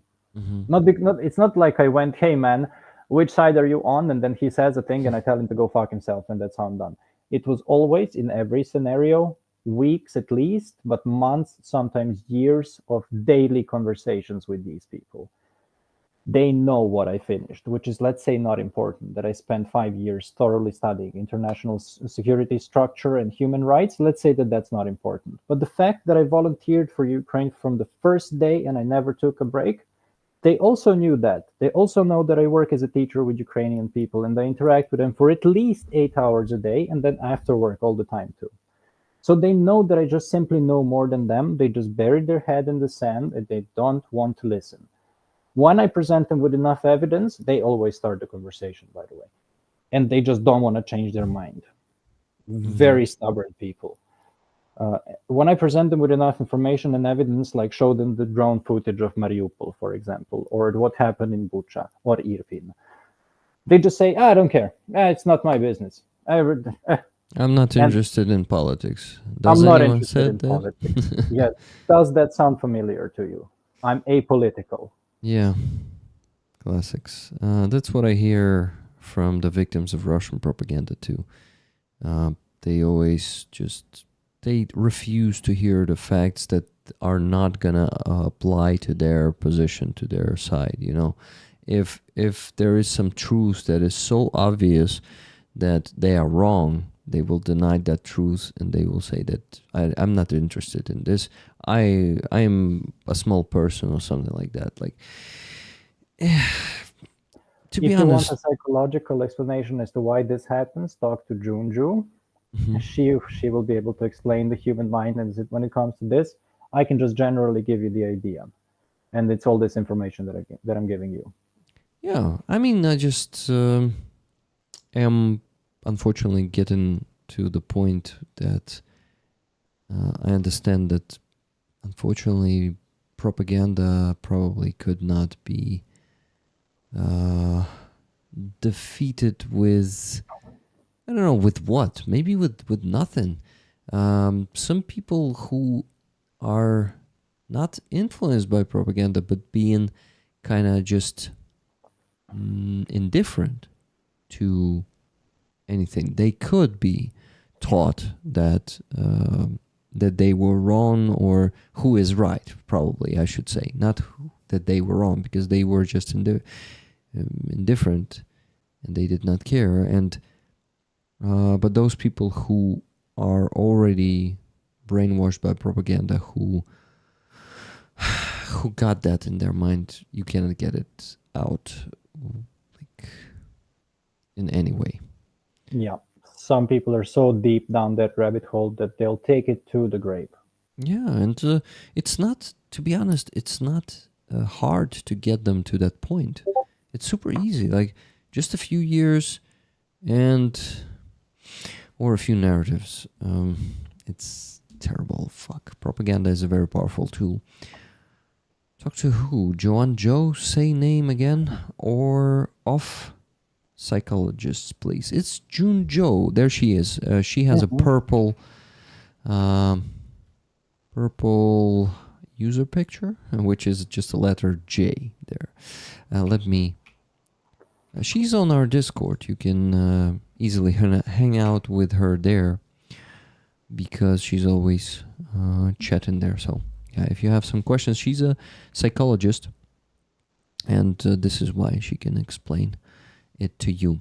Okay, the questions. Let me see. Tuna, something that you helped me with, prepared them for me. Let's begin with you know they exist. First question. Mafia in Serbia? Where are they from? Russia or homegrown? What church is their church? What None. church is their Money. church? It's the money. That's Does their church. Serbia steal intellectual property? Good question. Does Serbia steal intellectual property? Yeah. I grew up pirating old games and old movies and videos, so yeah, very much so. Everything that ever comes out in the world arrives to Serbia years after, all the technology and movies and things. So yeah, people just find ways around it. They're very, very savvy when it comes to that. And the last one from that batch of questions from You Know They Exist is, does Serbia allow dual citizenship? Yeah, it does. Mm-hmm. Okay. Poppy or Peppy Deglingo. Does the young generation want to join EU, and do they support Ukraine and get rid of Russian influence in Serbia? Good question. That is a fantastic question. Hi, Papi, by the way. I know Papi. Awesome. Good friend and a supporter of Ukraine. I think that question, was asked, I don't know, like an hour ago already. So I really hope Poppy is still there in the chat. Poppy, send a message. But Stefan, sorry to interrupt you. Please continue. It doesn't matter. I can send him the link later. It's a very good question. Poppy and I, by the way, have a Discord channel with like 7 people where we keep documenting all the videos from Ukraine that we can get our hands on and the daily losses and things like that. I can invite you to it later on. Okay, I don't have time for it, to be honest. No, it's nothing really. It's okay. But sorry. The question, it's a very difficult question. I just thought this generation, at least, that I'm a part of, yeah, I had to cut contact with so many people because of how neutral and how, from my perspective, evil that is what they're doing. So there is a certain percentage of people who care. It's very small. Nobody really cares because they have their own problems in Serbia. I'm not defending it. That's what they're saying. But I don't think whatever problems you have, that it's difficult to look at what's happening in Ukraine and just say which side you're on, what you think is wrong, what you think is right, because it is so fucking obvious which side is wrong and which is right. Yep. When it comes to the EU, all of these protests that are happening now, I'm pretty sure you haven't seen one EU flag. It is because the protests are not happening because of the EU flags, but it's also so that the government wouldn't have ammunition to say, look, the students are being paid by foreign agents. The students are not being paid by anybody. This is their doing, this is their protest. But the question, do we want to join the European Union? I guess can only be answered by the educated people who have connection to the outside world. Do, the idiots don't. Mm-hmm. And the idiots are plenty. Yeah, it's, in Ukraine we also have idiots who don't. I listened to the interview with the collaborator today, Zolkin. Oh my God, so many messages. Let me just close the app, the Telegram app. So, and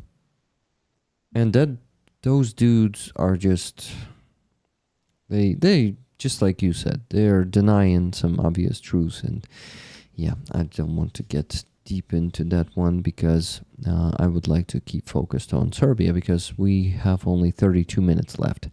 Rick, Stefan, damn, I wish those Serbian kiddos can come and advise us in the US on protests.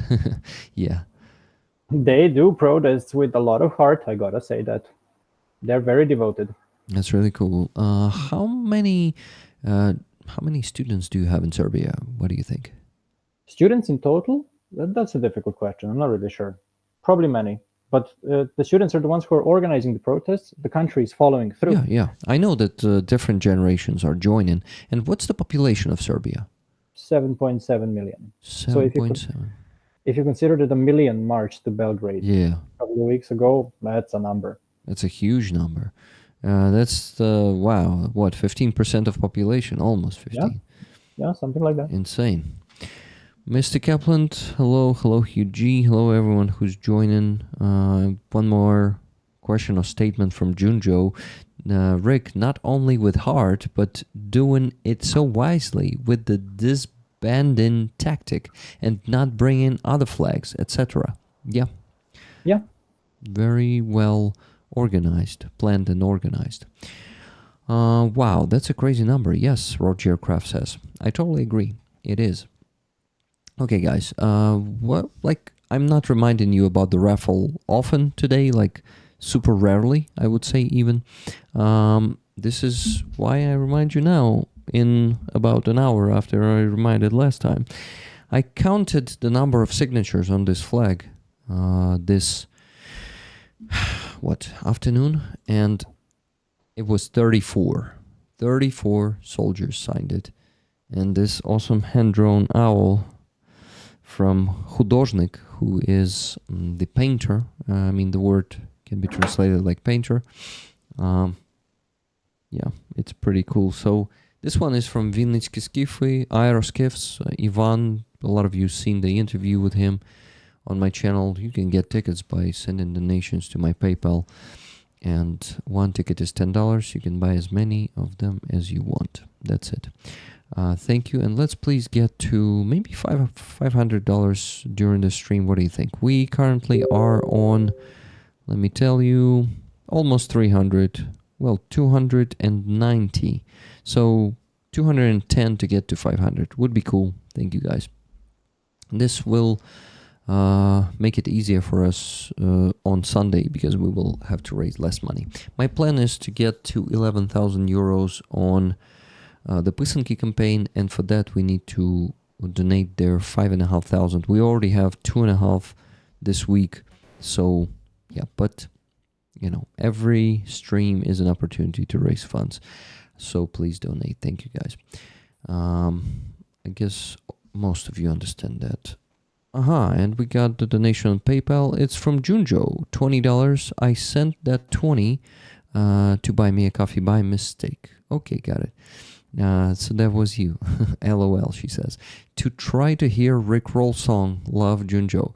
Now you need to do it on the bass these days to hear the Rick Roll song. That notification doesn't work anymore, sorry. So, more so than Ukraine, says Hooves. I felt Orthodox brethren from Yugoslavs, Hooves says. More so than Ukraine. Now, do you know what he talks about? Maybe he's talking about you. I'm not really sure I understand the question, but yeah, there is a lot of this, what I wanted to mention also, this traditionalism and being proud of your roots and who you are. It's very emphasized in Serbia. Mm-hmm.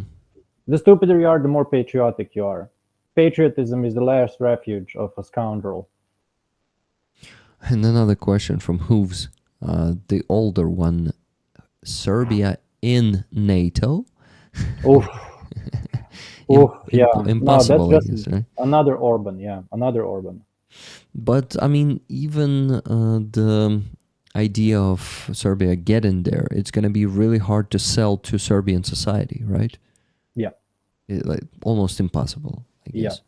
Whenever Serbia gets mentioned on social media, no, sorry, whenever NATO gets mentioned on social media, they're called murderers and terrorists and all the names. Yeah. So, RP Marcin. I remember Serbians talking about the protests against Milosevic and Optor. O-P-T. It's not Optor, it's Otpor, which means resistance. Mm-hmm. Ah, yeah. I can say a bit about that. That's a really good question. Party being a CIA operation at the end of that message? No. The reason why this conspiracy theory, of course, completely unsubstantiated. The reason why anybody ever mentioned it has anything to do with the CIA is because it was inspired by a person called Gene Sharp, which was which was an American political scientist. And when a Serb sees that American did something, it's CIA. Of course. Yeah. Conspiracy theory. But Otpor, also, from my perspective and my limited knowledge, a very respectful organization, a model for peaceful protesting. They are the ones who have come up with slogans against Milosevic, such as Gotov, which means he's finished, and Vreme je, which means it's time. I need the rolls And that was in the year George 2000 when he got overthrown. So they played a huge role in gathering people on the same side against Milosevic. Also, after his fall, they transitioned into a sort of a watchdog organization, which was then advocating for accountability and cooperation with international institutions for transparency and anti-corruption measures and so on. That is very important to see from somebody that fought against a dictator, right? Because if you replace a dictator with a dictator, you didn't achieve anything. In the transition that was post the revolution, when I say revolution, I mean the overthrow of Milosevic, they briefly became a political party, but never secured any parliamentary seats. And then the smear campaign went against them, and they were made to look like shit and terrorists. And yeah, it never caught roots, unfortunately. Yeah, I'm sorry Definitely to hear not a CIA organization. Yeah, I think RP Marcin mentioned that just for you to also mention the narrative. That is just a narrative. Guys, I want to ask you to like the stream because we are still not on 100 likes. Would be cool if we will be. Thank you.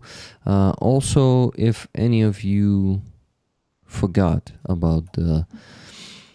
Oh my God. About the auction page. We have 3 paintings there right now. One from Greta. By the way, Stefan, did you see those paintings? No. Do you have the second device with you right now? I do. Please look at that one. Greta made. Sorry, where do I do it? On my channel, there's gonna be a stream active when you enter it, the YouTube channel. Yeah, that I can do. There we go. Yeah, and you will see on the screen. You will see that painting. It is dedicated to Free Azov movement and. And to liberation of all the POWs. So guys, the current bid for this one is $210. You can make a competition for it. More heated, because right now we had only 2 bids. First from Gabriel for $200, then $210 from Dark Oblation. If I'm not mistaken, maybe I am. Who is? Yeah, Dark Oblation is bidding for this one. And there are 2 portraits of Roman Trochimets. Here's the one that costs $100, and the starting price was $100, and we got it. Here it is, guys. We got the bid. And the second one is with more deep colors, or if I can say so. So it looks like this. Stefan, you'll also be able to see it there. Okay, $50 from Claudia for Car for Ukraine. Thank you, Claudia. So now we're already at $360? Yeah, guys, we still have a chance to get to 500 by the end of the stream. It's going to be in 23 minutes, so please, if you have the means to donate, hurry up to do it. So, guys, please, if you like the portraits and the Free Azov painting from Greta C. Burkhardt. That's her full name. There's a beautiful description here, which I've already read on the Sunday stream, but right now we don't have time for it. And I need to also thank Junjo for sending that 830 hryvnias donation to the base. And Rickroll played, and she said, I need the roll song. Junjo. Thank you, Junjo. And tell me if you want this to be a donation or it's just for me, just like those coffees. Thank you. Always specify, please, if you want the tickets for it. Thank you. Thanks for answer, Stefan. Says RP Marcin. Rick is correct. It was a narrative put forward by Milosevic supporters, I assume. Of course. Yeah. Good portrait. It is indeed a good one. So, last thing to remind you about is the list of the names I need to get by Tuesday on, where? On Discord. Rollers Fund Rollers. So I will be donating around $5,000, ideally $5,500 to our Car for Ukraine campaign, the money that you send this week to my PayPal. And I will be able, with those money, I will be able to get you guys the prizes. The patch, Pysanki patch, the Easter egg patch. Let me show it on the screen real quick. And the pins. So here is the patch. And the pins are above that. And I can get that one to you if you just get your name there. Go there and say, I would like to get one of the prizes. Because we have plenty of free, let's call them tickets for that. So we just need to get your names on the list. So go to Rollers Fund Rollers on our Discord. Rollers Fund Rollers channel, we'd probably call it like that. And place your name there, please. We need that list. Thank you. Rick, I want the Owl Flag tickets for me. Money goes wherever you want. Sorry, I forgot to specify. If I give you tickets, money go only to the fundraisers. So definitely, I'm not taking anything for me. So got it. 830 for 2 tickets for you for this flag. Thank you. Okay. Billionaires are the problem. By the way, I have a new YouTube account name. Stefan here. Aha, that's you, Stefan. Okay. Billionaires are definitely the problem. Elon Muscovite is one of them. One of the biggest problems on the earth right now. Tell me about it. Yeah, can we also call Donald Trump a billionaire? Trump? No, don't think he ever was. Just an inheritance millionaire. Just a millionaire. Oh my god. So yesterday I actually discovered why he imposed all of those tariffs. It was all for the foreign leaders to call him and kiss his ass. Oh, yeah. They're calling me and they're kissing my ass. So he wanted all the world to kiss his ass. But you know what, Trump? Half of the world will just impose tariffs back on you. So No, they already did. I don't understand that the entire world's laughing at them. The Republicans think that they're so cool right now and that they're sticking it to somebody. Literally, the third world is laughing at them. Mm-hmm. Yeah. Even those penguins are fucking laughing at him. Yeah, they are. Guys, last request, but after I ask Stefan next question, may I ask you if you have the means to do so, and you want to support my work, buy some memberships there, the gifted ones in the chat. Thank you. Because the income from YouTube is going down lately, and what? And the shorter the month, the harder it gets, I guess. Rhonda Bailey, does the sitting down work because that makes the protests harder to grab? Protesters harder. No, they just beat us up with batons while we were sitting down. That wasn't the point. The point of sitting down was to show that there is no violent protests, because we were taking it as if Europe is watching and as if they're going to support us. But yeah, they have more important things to do, it seems. Yeah. Were those titushkas trying to throw stones while sitting to pretend in like They Like, weren't sitting. They weren't sitting. They're masked and they can do whatever they want because they know the police is not going to attack them. So they threw stones just like standing next to us. yeah, that's. They completely don't care. Thank you, Junjo, for buying 20 gifted, and for Andreas for buying 5 gifted memberships there. Thank you, guys. Okay, and it would be cool if we can raise another $140 today on my PayPal. Shit, I started, how do you call that? Angling my head? How do you call that gesture when you get your head to the side? Good question. Tilting your head? Tilting? It's tilting. Tilting. Yeah, I started tilting my head like Trump sometimes. I catch myself at, like he's that shit. It's just contagious. If I ever see your face getting orange, I'm gonna warn you. Oh yeah, man, you better be careful if my face gets orange. So next question, Hooves, what does Serbia think about Georgia? Interesting. Oh no, sorry, not Serbia, Stefan. I can answer both the questions. I think the first one's important too, the one you misread. A lot of Georgian flags on the protests, and a lot of mutual understanding among Georgians and Serbs.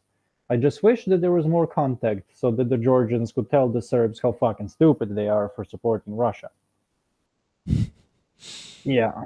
But yeah, a lot of mutual understanding. Also, I joined your community with a person from Georgia, a young person from Georgia that is, I very much respect him. And I also always respect people, whoever is fighting for their human rights, and they definitely are. The absolute maximum respect towards Georgians and their protests. We have been seeing videos from there for months now, and they are pretty hardcore. They don't give up. I was watching a lot of streams also right in front of the Georgian parliament in Tbilisi. Yeah, they eat all the pepper spray like we did in Serbia, and they don't give up. Nice. So they keep going. We don't have that in the news, unfortunately, like around the world. Also, before I forget, all of this is important because of a potential domino effect of a fall of dictators. If one of them falls, if the Georgian one falls, if Vucic falls, Orban, Fico, any of these cunts, I hope it'll produce something like the Arab Spring, the European Spring, the anti-dictator spring, where people from different countries can now, because of the internet, see that it's possible to get rid of your dictator. Yeah. So if one of them falls, I think the first one was going to be Lukashenko, because I think people are the most sick of him after 30 years of being in power. I unfortunately am not so optimistic about Lukashenko's reign, because a lot of people, like most of the people who were against him, left, and only a small movement of partisans remained there. And people are brainwashed by propaganda there. Like, with Lukashenko, we have no war. This is the most important thing. He's a great ruler. We have the great sidewalks there. Just look at them. They're beautiful. I heard that shit on one of the interviews of Zolkin, one Belarusian activist, oppositioner, journalist. She went with him, and there was a guy from Belarus who voluntarily went to war to Ukraine. He just went and signed a contract with the Russian army, and he did what? He said that he really respects and likes Lukashenko, and he was really serious. He was not pretending. And I know for sure that at least half of the population, right now, the Romanian population, it's more than half. They really respect and admire Lukashenko, and they're brainwashed with his propaganda. That is fucked. Yeah, that is a problem, and unfortunately 2020 was their chance, and they unfortunately, I would not say they lost it. They just did not get organized well enough for something to give. Unfortunately, you see, the problem in Belarus was that police and OMON, which is worse than police, it's like the special forces, like the Berkut on Maidan in Ukraine, they were beating the shit out of the protesters, and protesters did not respond with force like Ukrainian protesters did on Maidan. And that's the main, I would not say a mistake, because it's really hard to do that. And it's hard to get organized enough to use that violence, like effectively. And like in Ukraine and Kyiv, we did that. Ukrainians did that. And any breaking news from Ukraine or Serbia? Tuna asks. I just was distracted by the chat. Let me finish my thought. So I really hope that peaceful protest is capable of working these days and really bringing the dictatorships down. Let's hope. You see, 1 million people in Serbia can really change it. A peaceful protest could be also, no, it probably won't be peaceful anymore when they get into the government and take the power of people. You probably cannot get there that easily because the police is guarding it and won't let anyone inside without the violence. So that's where it changes. If the police ever stops taking the bribes, if they lay down their weapons and shields and get on the side of the protesters, that's what happened in 2000. That's how Milosevic went down. The economy in the country is not bad enough right now as in 2000, right? Exactly. This is the way. Exactly. When you lose your own comfort as a Serb, that's when you really protest. That's when Russians are really going to protest too, but they're like cockroaches. They survive everything. Even if they have one egg and one shot of vodka in the fridge, it's enough. Yeah. Okay, Junjo, thank you for $140 donation to my PayPal, getting us to 500 tonight. Rolling to victory and nothing less. Slava Ukraini, Heroям Slava. Tickets for me, please, because I need that old flag. Junjo. Awesome, Junjo. Thank you for that donation, and you got the tickets. Okay, I have a few more questions. Let's address them to you. Hugh G. Question for Stefan. Are the majority of Serbians pro-Russia or pro-Ukraine? Sorry for the silly question, but I'm genuinely curious. No, it's a genuinely good question. The problem is that it's very difficult to answer it. I think the majority of the people have convinced themselves that that's not important because they have something else to worry about, which they do. They have our own dictator to worry about. You cannot compare the two things. The situation in Ukraine is pretty much life or death. The situation in Serbia still isn't that much life and death. And it costs you nothing to look at what's happening and to say, yeah, what Russia is doing and what they have been doing for 1,140 days, plus the 8 years before, plus the decades and hundreds of years of repression before that. Yeah. You can at least say that that's wrong. And you can just, at least if you're interacting with a Ukrainian person, give him some support in that regard. When the war started, there was a lot of immigrants from both Russia and Ukraine in Serbia, and I saw stands. I wasn't in Serbia, luckily, at the time. I would have probably gotten killed. But I saw stands of people selling T-shirts with pictures of Putin and the fucking Z letter and all that. And I'm thinking, how can you do that when you know that you have Ukrainian immigrants in your country? How can you actually do that? It's like giving the swastika to a Jew. Yeah. Going I'm selling this to the people who are killing you. Yeah. So I think that a healthy society would knock that stand down or have laws against it or something. This isn't freedom of speech. This is a threat. This means if I had the opportunity to rule over you, I would imprison or kill you, because that's exactly what Russia is doing. Yeah. And as a Ukrainian, I must say that we here feel like Serbia is more pro-Russian because you sheltered a lot of Russians, opened doors for them in 2022. Yes. And you, supported them in their, with their marches with Russian flags there, and the shit you said, selling T-shirts with Putin on it, and swastikas like that, swastikas. Yes. So yeah, but I know not everyone are like that, and you're a good example, Stefan. Even though you don't live there right now, you still represent a lot of people who are not brainwashed by propaganda. I believe that they are there, and I guess a lot of students who are organizing those protests will be, well, will appear those people who support Ukraine, both-handedly, and I really mean, stand. I will never, and I do not consider myself a patriot of anything except the planet Earth. But if I had to say something about patriotism in Serbia, is that I'm not saying any of this to just, piss people off. What would be the point? I'm saying this because I want for Serbia to give its potential to the world, which isn't reality TV shows and shit. It is all those scientists that I've mentioned from before that contributed so much to the world.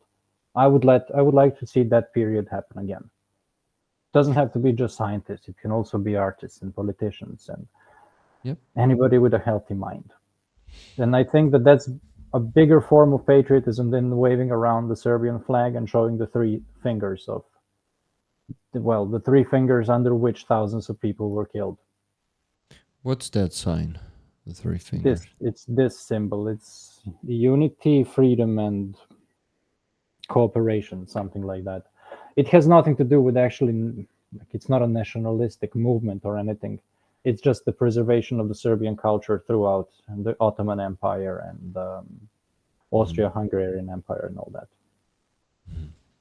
But again, even though it doesn't, I would never raise those three fingers in front of other people, because people have been killed under those three fingers, just like people have been killed under the Z and the swastika. So those three fingers is something that was used during the genocide times, right? Well, it's still being used, but people are not using it to symbolize genocide, murder, or anything like that. Yeah, of course. It's just the connotation. Yeah.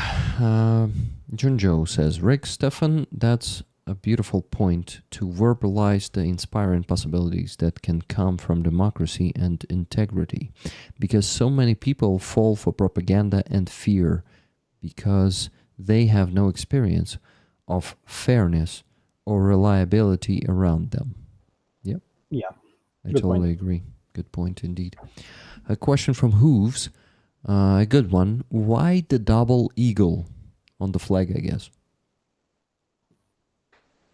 I should know this because I spent a lot of time studying symbolism in anthropology, but I'm not going to answer that question. I'm not sure. We can just ask ChatGPT, can't we? Okay. What does the double eagle represent on the Serbian flag?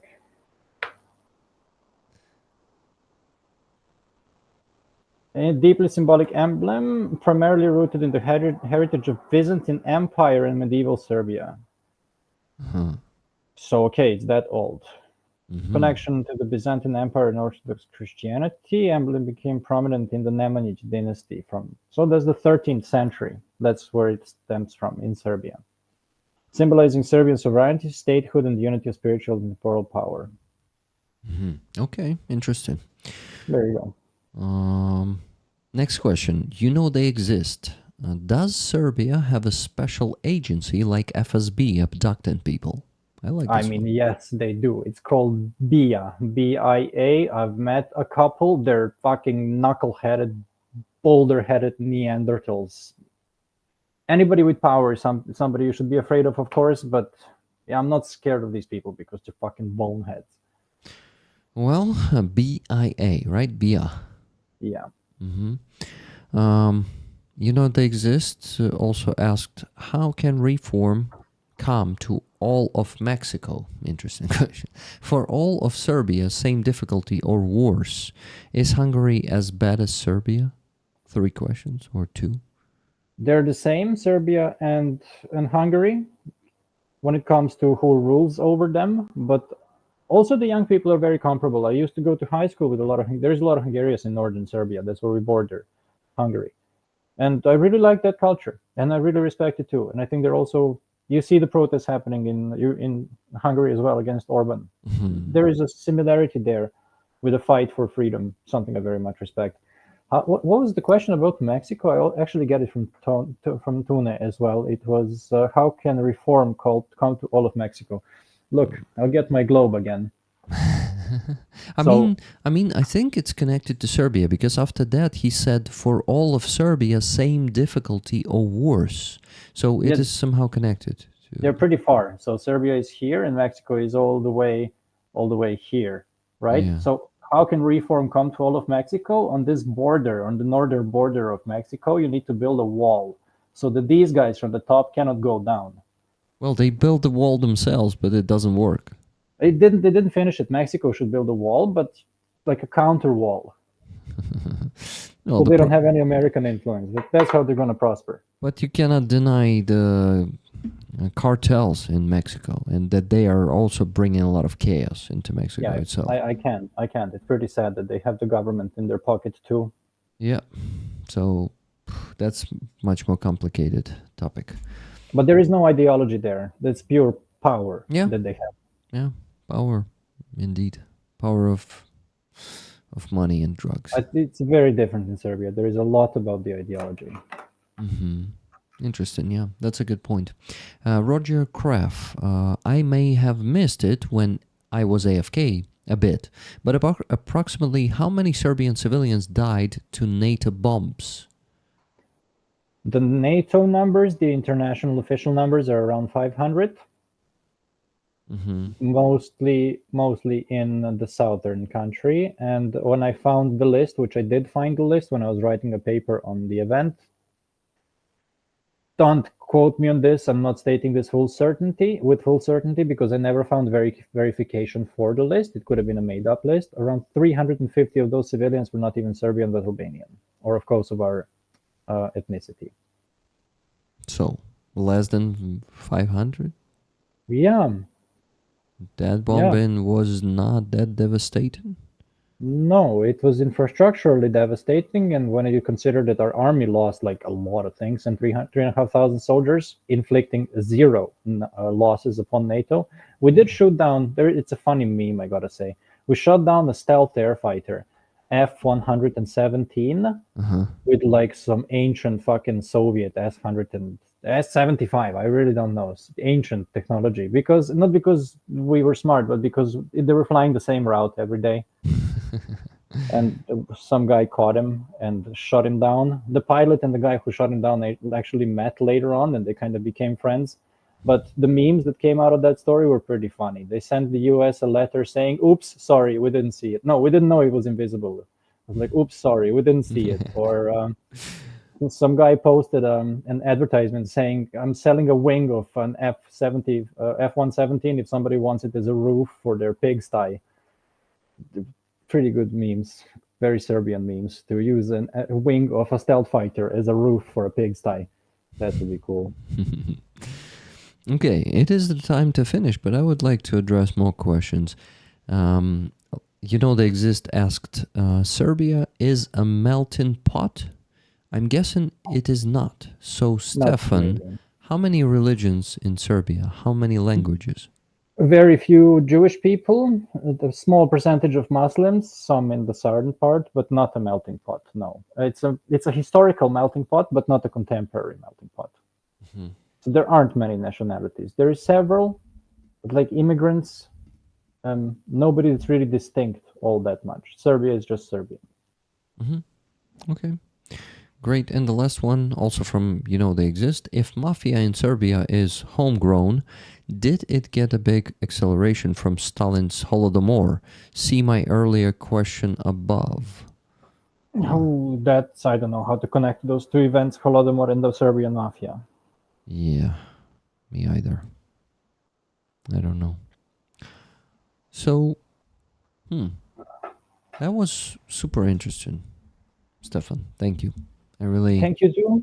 enjoyed. Maybe something you also want to say, address, or before we finish, because I think I think you told us pretty much all that you had there on the list, but maybe something that you missed. Do I have 30 seconds just to skim through it one more time? Of course. Man, you have all the time that you need. Like, we can finish in the next 5 minutes. I'm okay with that. I have time. Mm-hmm.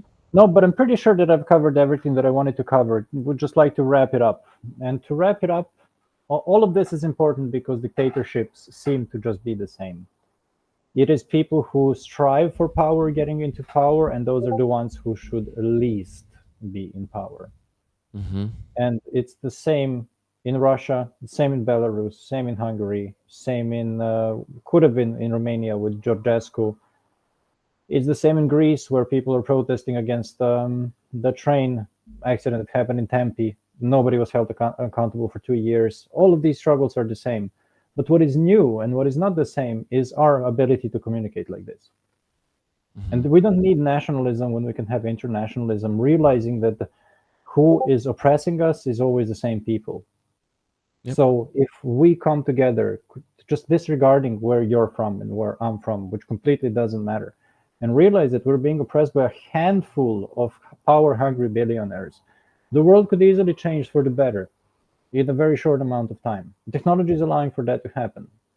Yeah. So you don't really need to devote your life towards any of these causes. You can just have enough dignity and feel the moral duty to know what's happening in Ukraine and what Israel is doing and what's happening in Gaza. And state your opinion when the subject comes up. That is a moral duty. I think that everybody should be engaged in that. When I unfortunately go to social media, I'm reading brain rot after brain rot. And their brain rot is pure fucking evil. Supporting all these dictators, supporting the people who are oppressing you and taking your future away from you. It is very easy to fool a man, but it's very hard to convince a man they've been fooled. Yeah. Thank you, Stefan. Great summary of it. And it was really nice to meet you like that. See you, and Rollers really enjoyed it. I see a lot of how do you say that? I'm getting tired. Sorry. Been streaming for 2.5 hours. Let me read the message from Junjo here. I want to acknowledge Stefan as someone who was raised in the middle of a violent, brainwashed place, and he was dedicated to uncovering the truth, and he never stopped. Amazing. Wow. Fantastic way to put it. So yeah, Stefan, it's really cool how you grown there, and how you discovered all the truth, and you stand for what is right, what is just, thank you for standing for that. Thank you for standing with Ukraine. I see the Ukrainian flag there together with Norwegian flag on the table. And do you have that flower with you? Can you show it? It's very, very small, but let's try. Tiny, yeah. It's this. So I'm wearing it because it's the colors of the Ukrainian flag. It's the forget-me-not flower. Yep. An organization that I'm a part of in the Second World War was very much against Hitler, and they were in a building surrounded by the Nazis, and the people who were inside that building called in an airstrike from the Allies, wiping themselves out, but also wiping out thousands of very important Nazi troops. That's the forget-me-not flower. That's what it's for. Wow. So Really? I very much tie that to Ukraine, but I'm not allowed to wear any political symbols working as a teacher with people from all over the world. So therefore I wear that. Well, we understand. We rollers understand the hint. So thank you. we appreciate it. Yeah. Thank you for giving me the opportunity to speak. Us Serbs don't really get to share our opinions often. It's really when it's cool. Something structured. Yeah. So getting 2 hours to speak about the subject is very meaningful to me. Yeah, thank you, man. I really discovered a lot today. I really understand a lot more about Serbia and Serbian people and mentality. Today, I also see the similarities between the dictatorships, and I really respect you and what you stand for. Rollers really enjoyed that stream. I can see the feedback. That's the word I wanted to use before. Now my brain is getting better. Okay. Thank you, Rollers. Thank you, Stefan. It was really cool. Thank you for all your donations today, for the gifted memberships, for what else I need to thank you for, guys. For those Rickrolls, and also for activity in the chat, and moderator team. Thank you, guys. By the way, you're also a moderator, Stefan. Yeah, deputy. Deputy, yeah. But thank you for your hard work, guys. Thank you. Well, we did not have any trolls today because it's not a vertical stream, but we had that awesome cozy atmosphere of the horizontal stream. And yeah, it worked out great. We had a great conversation. I was not distracted too much myself with mentioning the nations and stuff. So thank you once again, Stefan. Thank you, everyone. I read the comments. I don't mention them because we need to finish. But I definitely need a big bowl of borscht, but I'll go buy McDonald's. It's faster. No, please don't buy McDonald's. Don't give money to the Americans. I stopped. Nah. Don't. It's not worth it, man. I stopped going to McDonald's purely because they're American. Stop. Anything that's American, I'm not buying it. Okay. Did you hear him, Americans? Don't buy that stuff. Okay, I won't, I will be honest, I won't stop it immediately, but I will definitely move that way, okay? Consider it. Yeah, think about it. I will. I understand why it's important, yeah. Now that we're stepping into the war of tariffs, but I also, I feel sorry for Americans who don't support Trump and who also, but that's a different topic. Stefan, I would like to have you as a guest once again because we still have a lot of stuff to discuss, I guess. For sure. So yeah, let's do it someday again, and just give me a day's notice so I can prepare, and that's it. Yeah, would be cool. Okay, then what's left to say is live long, prosper, and donate. Take care, everybody. Bye, guys. Slava Ukraini. Goodbye. And Heroям Slava. Bye, guys. Love you and see you soon. I guess Sunday. I'll be working, but not streaming the next days before Sunday. Love you guys. That was an amazing stream. Thank you once again, Stefan and everyone. Bye, guys. Love you. Good night. Slava Nazi. Yes.